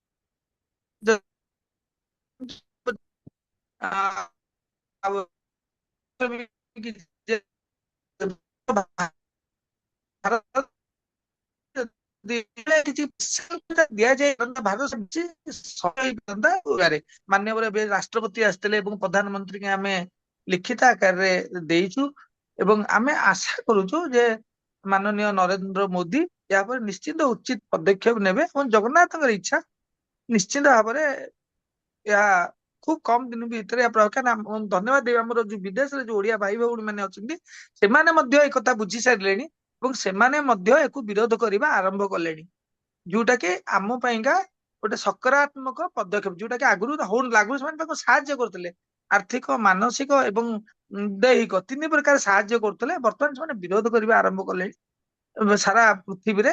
ତେଣୁ ଆମେ ଯେତେ ଏଇ ଯୋଉ ସୋସିଆଲ ମିଡିଆରେ ଆମେ ଏକୁ ଛାଡିବା, ଆମର ଯୋଉଠି ଓଡିଆ ଭାଇ ଅଛନ୍ତି ନିଶ୍ଚିନ୍ତ ଭାବରେ ତାକୁ ସେଠି ପାଳନ କରିବେ ଏବଂ ଖୁବ ଶୀଘ୍ର ଗଭର୍ଣମେଣ୍ଟ ବି ଯେତେବେଳେ ଲୋକମତ ଆସିବ ସରକାର ମଧ୍ୟ ୟା ଉପରେ ବିଚାର କରିବାକୁ ବାଧ୍ୟ ହେବେ।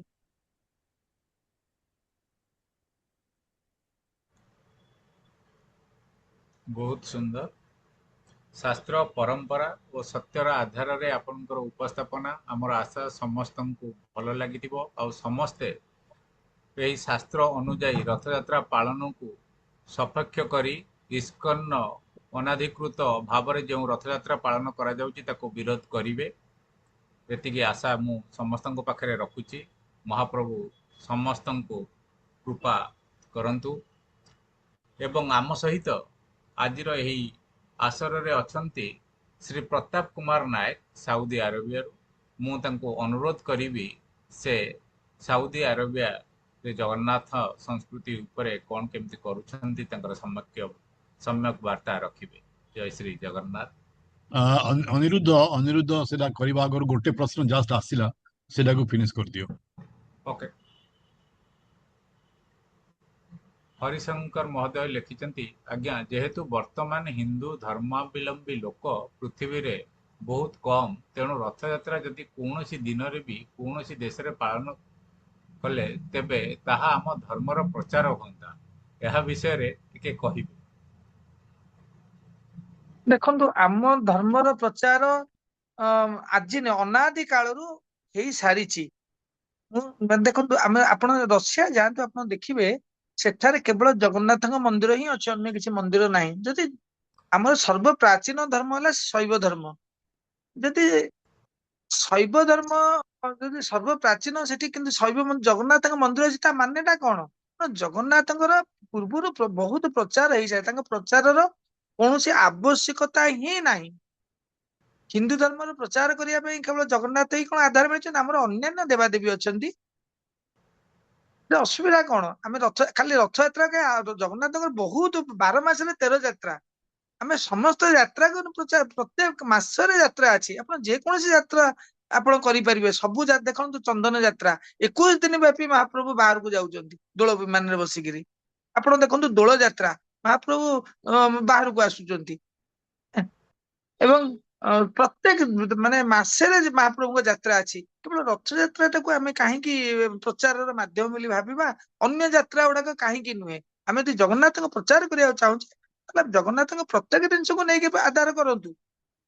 ଆଉ ତାପରେ ଯୋଉଟା ଶାସ୍ତ୍ର ଅନୁମତି, ଯୋଉଟା ଶାସ୍ତ୍ରରେ ନାହିଁ ଆମେ ପ୍ରଚାର କରିବା ନାଁରେ ଯଦି ଆମେ କରିବା ତାହେଲେ ଆମେ ଜଗନ୍ନାଥଙ୍କ ପାଖରେ ଦୋଷୀ ହବା। ତାଙ୍କ ବାକ୍ୟର ଅବମାନନା କଲେ, ତାଙ୍କ ବାକ୍ୟର ଯୋଉ ଅବମାନନା କଲେ ସେଇଟା ବି ଗୋଟେ अपराध से गोटे आम जगन्नाथ कथा को एकदम मानिले नहीं से एकदम जहाँ ठीक कहते आम तार अवमानना कले कौन आम एकदम प्रचार ठीक करूँ एकदम ठीक एकदम ठीक এইটা जय श्री जगन्नाथ आउ गोटे क्वेश्चन आसछि এইটা बोध हुए आम लास्ट क्वेश्चन नेबु समयानुवर्तित हमको रहिबाकू हबो हरिओम जय जगन्नाथ टू क्वेश्चन ड्यूरिंग स्नान पूर्णिमा फॉर मां सुभद्रा श्री सुक्तम यूज्ड और देवी सुक्तम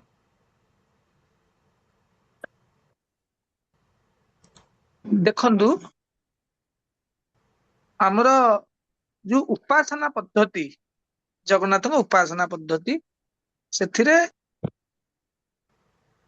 आपण हूँ आमर तो जगन्नाथ पुरुष सूक्त एवं ज्येष्ठ मान समुद्र ज्येष्ठा मंत्र रे स्नान करा जाय थाए किंतु आपण माने श्री सूक्त एवं पुरुष सूक्त रे महाप्रभुंकर अभिषेक समस्त अभिषेक करें से कौन दोषाभाव नहीं जगन्नाथ निजस्व हूँ श्री सूक्त एवं पुरुष सूक्त यह आम घरे किपरि पालन करि परिबा स्नान पूर्णिमा घरे किपरि पालन करि परिबा तांकर परवर्ती क्वेश्चन देखु गृह जो देवता अच्छा आम माने आम सेवायत मान घरे भी जगन्नाथ अच्छा आम स्नान यात्रा पालन करुचु आम जो अच्छी जो 108 गरार पानी जगन्नाथ भी केबे 108 गरा पानी गाधा ना श्रीअंग खराब हो तेणु आमे आमे जो घरे जो अच्छा आम शंख जो पानी आम रखुचे से आम जगन्नाथ जो गंगेश्च जमुनेश्चैव गोदावरी सरस्वती नर्मदे सिंधु कावेरी जलशेष निधि गुरु माने यही मंत्र रे मध्य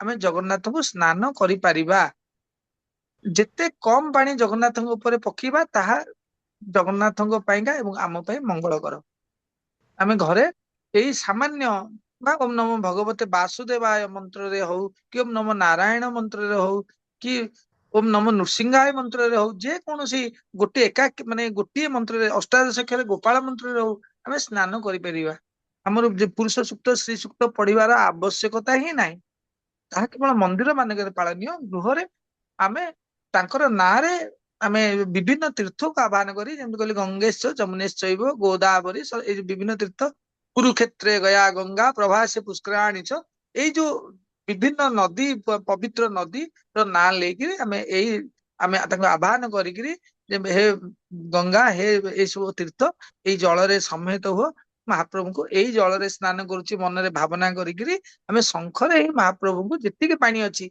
सेतिके ही आमे तांको स्नान करेवा एवं स्नान करेला परे तांको उत्तम भोग दबा एवं सेई दिन रात्रि महाप्रभु को अन्न अवसर रे रखिबा माने बंद करके रखिबा जगन्नाथ को जो फूल एका लगी से फूल एका रहिबो किछि माने सेई दिन फूल बाहर जीवा आ किछि रहिबोनी एवं महाप्रभु प्रत्येक दिन पणा एवं फल भोग दिया जिवो 15 दिन पर्यंत विभिन्न प्रकार फल पणा भोग दिया जिवो आमे एया पालन करिबा एवं नवजौवन दर्शन दिन महाप्रभु को आमे बाहर करिबा बाहर करिकिरी महाप्रभु को नूतन वस्त्र परिधान करिबा एवं जदि हमर महाप्रभु विरूप होइचंदी हम रंग करि परिबा ताले महाप्रभु रंग मध्य करिबा जे न करि पारुचे भी नाही किछि दुख करिवार भी किछि नाही नूतन वस्त्र पिंधेई के आमे घरे उत्सव करिबा विभिन्न प्रकार भोग राग करी घरे उत्सव करिबा एया हला विधि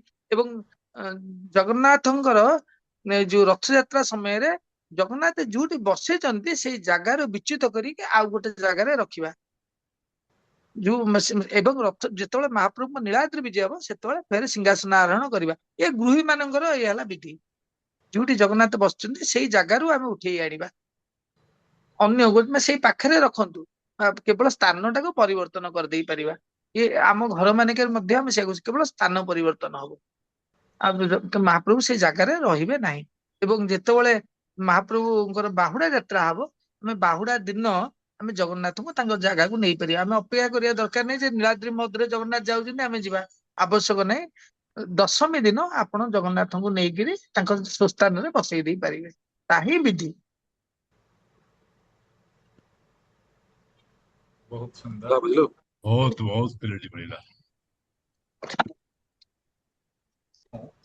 ठीक अनुरोध वर्तमान अनुरोध करी प्रताप कुमार नायक ସାଉଦି ଆରବିଆରୁ ଆମ ସହିତ ଅଛନ୍ତି, ସେ ତାଙ୍କର ବାର୍ତ୍ତା ରଖିବେ। 1.5 କିଲୋମିଟର ଜୟ ଜଗନ୍ନାଥ ସ୍ୱାମୀ ନାनु ପଥଗାମୀ ଭବ ତୁମେ। ଆଜିର ଯୋଉ ଏଇ ମୁହୂର୍ତ୍ତ ବା ସୁନ୍ଦର ଦିବସ ସୁନ୍ଦର କାର୍ଯ୍ୟକ୍ରମ ମହାରାଷ୍ଟ୍ର ଓଡ଼ିଆ ୱେଲଫେୟାର ଆସୋସିଏସନ ଯୋଉ ଏତେ ସୁନ୍ଦର କାର୍ଯ୍ୟକ୍ରମ କରୁଛନ୍ତି, ଆଉ ଯୋଉମାନେ ଜଗନ୍ନାଥଙ୍କର ଭକ୍ତ ରହିଛନ୍ତି ବା ଜଗନ୍ନାଥ ପ୍ରେମୀ ରହିଛନ୍ତି, ସମସ୍ତଙ୍କୁ ଆଜିର ଏଇ ଯୋଉ ମଧ୍ୟପ୍ରାଚ୍ୟ ଅଞ୍ଚଳରୁ ମୁଁ ଭୂମିଷ୍ଠ ପ୍ରଣାମ କରୁଛି ଯେ ଶ୍ରୀ ଜଗନ୍ନାଥ ଚିନ୍ତନ ଏବଂ ଚେତନ ୱାର୍ଲଡ ୱାଇଡ ଯୋଉ ଆଜି 61ତମ ଯୋଉ ମାନେ କାର୍ଯ୍ୟକ୍ରମ ରହିଛି, ସତରେ ଇଏ ଗୌରବର କଥା ଯେ ଆପଣ 61ଟା ଏପିସୋଡ ଏଇ ଅର୍ଗାନାଇଜେସନ ସବୁ ଦୀର୍ଘ ବର୍ଷ ଧରିକି ରହିଛି, ଏ ଆମ ପାଇଁ ସତରେ ଗୋଟେ ଗର୍ବର ମୁହୂର୍ତ୍ତ। ତ ଆଜି ମୁଁ ଏଠିକି ଆସିବାର ମୁଖ୍ୟ ଉଦ୍ଦେଶ୍ୟ ବା ମୁଁ ଆସିବାର ଯୋଉ ସୂତ୍ରଧର କିମ୍ବା ମୁଁ ଯାହାଙ୍କ ପାଇଁ ଆସିଛି ସେ ହେଲେ ଆମର ସଂଗ୍ରାମ କେଶର ପଟ୍ଟନାୟକ ଭାଇ ରହିଛନ୍ତି। ତ ତାଙ୍କୁ ମଧ୍ୟ ମୋ ତରଫରୁ ପ୍ରଣାମ ଯେ ଭାଇ ଧନ୍ୟବାଦ, ଆପଣଙ୍କ ପାଇଁ ମୁଁ ଆଜି ଏ ସୁନ୍ଦର କାର୍ଯ୍ୟକ୍ରମରେ ଯୋଗ ଦେଇପାରିଲି ଏବଂ ଏତେ ବୁଦ୍ଧିଜୀବୀ ଜ୍ଞାନୀ ମାନଙ୍କର କଥାକୁ ମଧ୍ୟ ମୁଁ ଶୁଣିପାରିଲି ଏବଂ ମୋ ଜୀବନରେ ମଧ୍ୟ ମୁଁ କିଛି ୟାକୁ ବ୍ୟବହାର କରିପାରିବି। ଆ ପୂର୍ବରୁ ମୁଁ କହି ରଖେ ଯେ ମୁଁ ଏଇ ଅର୍ଗାନାଇଜେସନ ସହିତ ଆଉ ଗୋଟେ ମତେ ଅତିଥି ଭାବରେ ଡାକିଥିଲେ ଦୁଇ ପଦ କହିବା ପାଇଁ ବା ମୋର ସ୍ୱଳ୍ପ ନଲେଜ ବିଷୟରେ ମୁଁ ମଧ୍ୟ ଆଗରୁ କିଛି ଏଥିରେ କହିଥିଲି। ତା ପୂର୍ବରୁ ମଧ୍ୟ ମୁଁ କହି ରଖେ ଆଜି ଯୋଉ ମହାରାଷ୍ଟ୍ର ଓଡ଼ିଆ ୱେଲଫେୟାର ଆସୋସିଏସନର ଯିଏ ପ୍ରେସିଡେଣ୍ଟ ରହିଛନ୍ତି ଭଗବାନ ପଣ୍ଡା ଭାଇ, ତାଙ୍କ ସହିତ ମଧ୍ୟ ମୋର ଆଗରୁ ଗୋଟେ ମିଟିଂରେ ମଧ୍ୟ ଆଦାନ ପ୍ରଦାନ ହେଇଥିଲା ବାର୍ତ୍ତା। ତ ମୁଁ ମଧ୍ୟ ତାଙ୍କୁ ଭାରି ଇନ୍ସପିରେସନ ଭାବରେ ତାଙ୍କର କଥାକୁ ମଧ୍ୟ ମୁଁ ଆଗରୁ ଶୁଣିଛି, ମାନୁଛି ହୁଏତ କେବେ ଦେଖା ହେଇନି, ପର୍ସନାଲ ଯଦି ହବ କେବେ ସମ୍ଭବ ଆମେ କଥା ବି ହେଇପାରିବ। ତା ସହିତ ଆଜି ଯୋଉ ପଣ୍ଡିତ ଭଗବାନ ଭାଇ କହୁଥିଲେ ଯୋଉ ପଣ୍ଡିତ ବିଶ୍ୱନାଥ ସାମନ୍ତ ଶର୍ମା ଆମର ବଡସୁଆର ନିଯୋଗର ଚେୟାରମ୍ୟାନ, ତ ଆପଣଙ୍କୁ ମଧ୍ୟ ମୋର ଏଇଠୁ ପ୍ରଣାମ। ଆପଣଙ୍କର କଥା ଶୁଣିକି ଭାରି ଖୁସି ଲାଗିଲା ଯେ ଆମମାନେ ବାହାରେ ରହିକି ମଧ୍ୟ ଏତେ ଜଗନ୍ନାଥଙ୍କର ମହିମା ବିଷୟରେ ଶୁଣି ପାରୁଛୁ। ସର୍ବପ୍ରଥମେ ମୁଁ କହି ରଖେ ଯେ ଆଜିର ଯୋଉ ବିଷୟବସ୍ତୁ ରହିଛି ପତିତ ପାବନ ଯାତ୍ରା ବା ଆମର ରଥଯାତ୍ରା ବିଷୟରେ ଆମେ ବହୁତ କିଛି ଶୁଣିଲେ, ଆଉ ଆକୁ ମଧ୍ୟ ଆମେ ୟୁଟିଲାଇଜ କରିବା। ତ ମୁଁ କହି ରଖେ ମୁଁ ରୁହେ ସାଉଦି ଆରବରେ ଦୀର୍ଘ 13 ବର୍ଷ ହେଲା ରହିଲିଣି। ତ ଏଠି ଆମର ଗୋଟେ ଓଡ଼ିଆ ମାନଙ୍କର ଗୋଟେ ଅର୍ଗାନାଇଜେସନ ରହିଛି ଉତ୍କଳିକା। ଆମମାନେ ଓଡ଼ିଆ ସଂସ୍କୃତି ପରମ୍ପରାକୁ ଆଗକୁ ନେବା ପାଇଁ ବିଭିନ୍ନ କାର୍ଯ୍ୟକ୍ରମ କରୁ, ବିଭିନ୍ନ ଫେଷ୍ଟିଭାଲ କରୁ। କିନ୍ତୁ ଯେହେତୁ ସାଉଦି ଆରବିଆରେ ଗୋଟେ ରେଷ୍ଟ୍ରିକ୍ସନ ରହିଛି ଯେ ରଥଯାତ୍ରାକୁ ନେଇକି ଆମେ ଦୀର୍ଘ ବର୍ଷ ହେଲା ଚେଷ୍ଟା କରୁଥିଲୁ, କିନ୍ତୁ ଆମେ ତାହା ସଫଳ ହେଇଛୁ ଯେ ସାଉଦି ଆରବରେ ଗତ 3 ବର୍ଷ ଧରିକି ରଥଯାତ୍ରା ବା ଜଗନ୍ନାଥଙ୍କର ରଥ ଗଡ଼ିଛି। ଏଇଟା ବହୁତ ବଡ କଥା, କାହିଁକି ନା ସାଉଦି ଆରବିଆରେ ଯେହେତୁ ଇଏ ଗୋଟେ ମୁସଲିମ ପ୍ରବଣ ଦେଶ ସମ୍ପୂର୍ଣ୍ଣ ରୂପରେ, ଏମାନେ କୌଣସି ଧର୍ମ ପ୍ରଚାର ପ୍ରସାର ଏମାନେ ପ୍ରଶ୍ରୟ ଦିଅନ୍ତି ନାହିଁ, ଯଦି ଶୁଣନ୍ତି ତାହେଲେ ଏ ଗୋଟେ ବଡ ଆକ୍ସନ ସେମାନଙ୍କର। ତଥାପି ମଧ୍ୟ ଆମେ ଚେଷ୍ଟା କରିକି ଆମମାନେ ରଥଯାତ୍ରା କରିଛୁ। କେବଳ ରଥଯାତ୍ରାରେ ଓଡ଼ିଆ ନୁହନ୍ତି, ଓଡ଼ିଶା ମାନେ ବାହାରେ ଅନ୍ୟ ମାନେ ରାଜ୍ୟର ବହୁତ ଗୁଡେ ଭକ୍ତ ମାନେ ଆମ ସହିତ ସାମିଲ ହେଇଛନ୍ତି ଏବଂ ଆମେ ସୁନ୍ଦର କାର୍ଯ୍ୟକ୍ରମ ମଧ୍ୟ କରୁଛୁ ରଥଯାତ୍ରା। ଆଉ ଏଇ ରଥଯାତ୍ରାଟି ଆଜ୍ଞା ମୋ ଭଏସ ଶୁଭୁଛି? ଆଜ୍ଞା ଆଜ୍ଞା ଆଜ୍ଞା। ସୋ ଆମେ ଯୋଉ ଏଇ ରଥଯାତ୍ରା କରୁଛୁ, ଯେମିତି କି ରଥଯାତ୍ରାକୁ ନେଇକି ମଧ୍ୟ ମୁଁ ମୋର ସ୍ୱଳ୍ପ ନଲେଜରେ ହୁଏତ ମୁଁ ଆଜି ୟଙ୍ଗ ଅଛି, ମୋ ପାଖରୁ ବିଭିନ୍ନ ଇମୋସନ୍ସ ବାହାରିପାରେ, କ୍ଷୋଭ ବାହାରିପାରେ, ହୁଏତ ରାଗ ମଧ୍ୟ ବାହାରିପାରେ। ମୁଁ 1-2 ମିନିଟ ଭିତରେ କାର୍ଯ୍ୟକ୍ରମକୁ ମଧ୍ୟ ଯେହେତୁ ମତେ ଗୋଟେ ସମୟ ସୀମା ଦିଆଯାଇଛି ତାକୁ ରଖିବି। କିନ୍ତୁ ଆମେ ମାନେ ରଥଯାତ୍ରାକୁ ପ୍ରପର ଟାଇମ ଯୋଉଦିନ ରଥଯାତ୍ରା ଥାଏ ଆମେ ସେଇଦିନକୁ ରଥଯାତ୍ରା ରୂପରେ ପାଳନ କରୁ। ଆମର ଯେତେ ଡ୍ୟୁଟି ଥାଉ ମଧ୍ୟ ଆମେ ହୁଏତ ତାକୁ ସନ୍ଧ୍ୟା ସମୟରେ କରୁ। କିନ୍ତୁ ଯେହେତୁ ଆମର ପଣ୍ଡିତ କହୁଥିଲେ ଯେମିତିକି ଯେ ଇଏ ନବଦିନାତ୍ମକ ଯାତ୍ରା, ତା ଭିତରେ ସାରିବା ଇଏ ଯେହେତୁ ବର୍ତ୍ତମାନ ଆମେ ଶୁଣୁଛୁ ଜାଣୁଛୁ, କିନ୍ତୁ ରଥଯାତ୍ରା ଆମେ ପିଲାଟି ସମୟରେ ଜାଣିଥିଲୁ ଯେ ରଥଯାତ୍ରା ଯୋଉଟା ହୁଏ କେବଳ ଗୋଟେ ମାନେ ତିଥି ଲଗ୍ନ ହିସାବରେ ହୁଏ। ସେ ବହୁତ ଗୁଡେ ତ ଏକ୍ସାମ୍ପଲ ଦେଇଥିଲେ, କିନ୍ତୁ ମୁଁ ଆ ବିଷୟ ନେଇକି ଟିକେ ଯେହେତୁ ରଥଯାତ୍ରାରେ ବହୁତ କଣ୍ଟ୍ରୋଭର୍ସିଆଲ ବହୁତ ଗୁଡେ ଭିଡିଓ ଆସୁଛି ସୋସିଆଲ ମିଡିଆରୁ ଆମେ ଜାଣୁଛେ, କିନ୍ତୁ ମୁଁ କହି ରଖେ ଯେ ଯେମିତିକି କହୁଥିଲେ କି ସ୍କନ୍ଦ ପୁରାଣର ଉତ୍କଳ ଖଣ୍ଡରେ ମଧ୍ୟ ରଥଯାତ୍ରାର କୋଉ ତିଥିରେ କରାଯିବ ତାକୁ ଲେଖାଯାଇଛି, ନୀଳାଦ୍ରିର ମହୋଦୟରେ ମଧ୍ୟ ଲେଖାଯାଇଛି, କପିଳ ସଂହିତା, ବାମଦେବ ସଂହିତା, ମାଦାଳ ପାଞ୍ଜି ଏବଂ ମୁକ୍ତି ମଣ୍ଡପର ପରମ୍ପରା ଯୋଉ ରହିଛି ଯେ ଆମେ ଆଷାଢ ଶୁକ୍ଳ ଦ୍ୱିତୀୟା ତିଥିରେ ଯେ ଆମ ରଥଯାତ୍ରା କରିବା ଉଚିତ। ଆଉ ଏଇ ତିଥିକୁ ନେଇକି ଆମେ ପ୍ରତ୍ୟେକ ଓଡିଆ ସଜାଗ ହବା ଦରକାର। ଦେଖନ୍ତୁ ଆମେ ଓଡିଆଙ୍କ ଭିତରେ ଯଦି ଆମେ ଏକତା ଭାବ ନେଇକି ଆସିବା, ତାହେଲେ ଯୋଉ ଆମର ଏ ପରମ୍ପରା ଯୋଉ ପଥଭ୍ରଷ୍ଟ ହେବାରେ ଲାଗିଛି ତାହା କେବେ ହେବନି। ତ ଆମକୁ ସଜାଗ ହେବାକୁ ପଡିବ। ଦେଖନ୍ତୁ ଇସ୍କନ କୁ ନେଇକି ବିଭିନ୍ନ ଲୋକ, ମୁଁ ଆଗରୁ ବହୁତ ଗୁଡେ ପଡକାଷ୍ଟ ଦେଖିଥିଲି ବା ବହୁତ ଗୁଡେ ମିଟିଂରେ ଯୋଉ ଶୁଣେ, ଜଗନ୍ନାଥଙ୍କର କିମ୍ବା ଅନ୍ୟ ବାଡ଼ଗ୍ରାହୀ ମାନେ ମଧ୍ୟ କୁହନ୍ତି ଯେ ଯେତେବେଳେ ଇଷ୍ଟ ଇଣ୍ଡିଆ କମ୍ପାନୀ ଭାରତକୁ ଆସିଥିଲା, ମୁଁ ଏଇଟା କୌଣସି ଆଉଟ କଣ୍ଟ୍ରୋଭର୍ସିଆଲ କହୁନି, ଯେହେତୁ ମୁଁ ହଉଛି ଜଗା ଲୋକ, ମୁଁ ଜଗା ପ୍ରେମୀ ଲୋକ, ମୁଁ ଓଡ଼ିଆ ଲୋକ, ତ ମୁଁ ଜଗନ୍ନାଥଙ୍କୁ ନେଇକି ମୁଁ ମୋର ବିଭିନ୍ନ ମାନେ କ୍ଷୋଭ ପ୍ରକାଶ କରିପାରେ, ହୁଏତ କହିପାରେ, କାରଣ ଜଗନ୍ନାଥଙ୍କୁ ମୋର ସର୍ବେ ସର୍ବା ମୁଁ ସେଟା ମାନେ ମାନି ନେଇଛି। ଯେ ମୋ ଜୀବନର ମୁଁ ଯେତେବେଳେ ପୁରୀରେ ପାଦ ଯେତେବେଳେ ପକାଏ, ସେ ଗୋଟେ ଅଲଗା ଫିଲ୍ ହୁଏ, ମୋ ଜୀବନର ଗୋଟେ ଅନ୍ୟ ଜିନିଷ ଗୋଟେ କିଛି ଦିଶୁଛି ବୋଲି ମତେ ଲାଗେ। ତେଣୁକରି ମୁଁ ଜଗା ଲୋକ, ଜଗା ଉପରେ ଯଦି କୌଣସି ଜିନିଷ ଆସେ ତାହେଲେ ମୁଁ ନିହାତି ରୂପରେ ଏଇଟା କ୍ଷୋଭ ପ୍ରକାଶ କରିବି ବା କହିପାରିବି। ତ ମୁଁ କହି ରଖେ ଯେ ଯେତେବେଳେ ମୁଁ ବାଡ଼ଗ୍ରାହୀ ମାନଙ୍କର କଥା ଶୁଣେ, ସେମାନେ କୁହନ୍ତି ଇଷ୍ଟ ଇଣ୍ଡିଆ କମ୍ପାନୀ ଯେମିତି ଇଣ୍ଡିଆକୁ ଆସିକି ଆମକୁ ବିଭିନ୍ନ ବିଜନେସ୍ କରିକି ଆମକୁ ତାପରେ ଗୋଟେ ଶାସନ କରି ବସିଲେ, ଲୁଣ୍ଠନ କରି ବସିଲେ, ତ ଇସ୍କନ ମଧ୍ୟ ସେମିତି ଗୋଟେ ତାର ବିଜନେସ୍ କରୁଛି। ମୁଁ ଏକ୍ଜାକ୍ଟଲି ଜାଣିନି, କିନ୍ତୁ ମୁଁ ଯେମିତି ବାଡ଼ଗ୍ରାହୀ ମାନଙ୍କର, ଯେମିତି ସୁଭଦ୍ରାଙ୍କ ବାଡ଼ଗ୍ରାହୀ ହେଇଗଲେ, ମୁଁ ବହୁତ ବାଡ଼ଗ୍ରାହୀଙ୍କର ମଧ୍ୟ କଥା ଶୁଣିଛି, ସେମାନେ ଏ କଥା କହିଛନ୍ତି, ତ ଆମେ ଶୁଣିବା। କିନ୍ତୁ ରାଜାଙ୍କର ଯୋଉ ମିଟିଂ ହୁଏ ମୁଁ ଯୋଉ ଶୁଣେ ସିଏ ଗୋଟେ ଅଲଗା ଟାଇପର ଥାଏ। କିନ୍ତୁ ଯାହା ଥାଏ ଆମର ଜଗନ୍ନାଥଙ୍କର ପରମ୍ପରା ରୀତିନୀତି ଅନୁସାରେ ହିଁ ଜଗନ୍ନାଥ ବା ଯେକୌଣସି କାର୍ଯ୍ୟକ୍ରମ ହଉଛି ପ୍ରତ୍ୟେକ ଦିନ ସେ ଜଗନ୍ନାଥ ତାଙ୍କର ଯୋଉ ପୁରାଣରେ ଯାହା ଲେଖା ହେଇଛି ତା ଅନୁସାରେ ହିଁ ହେଇଛି।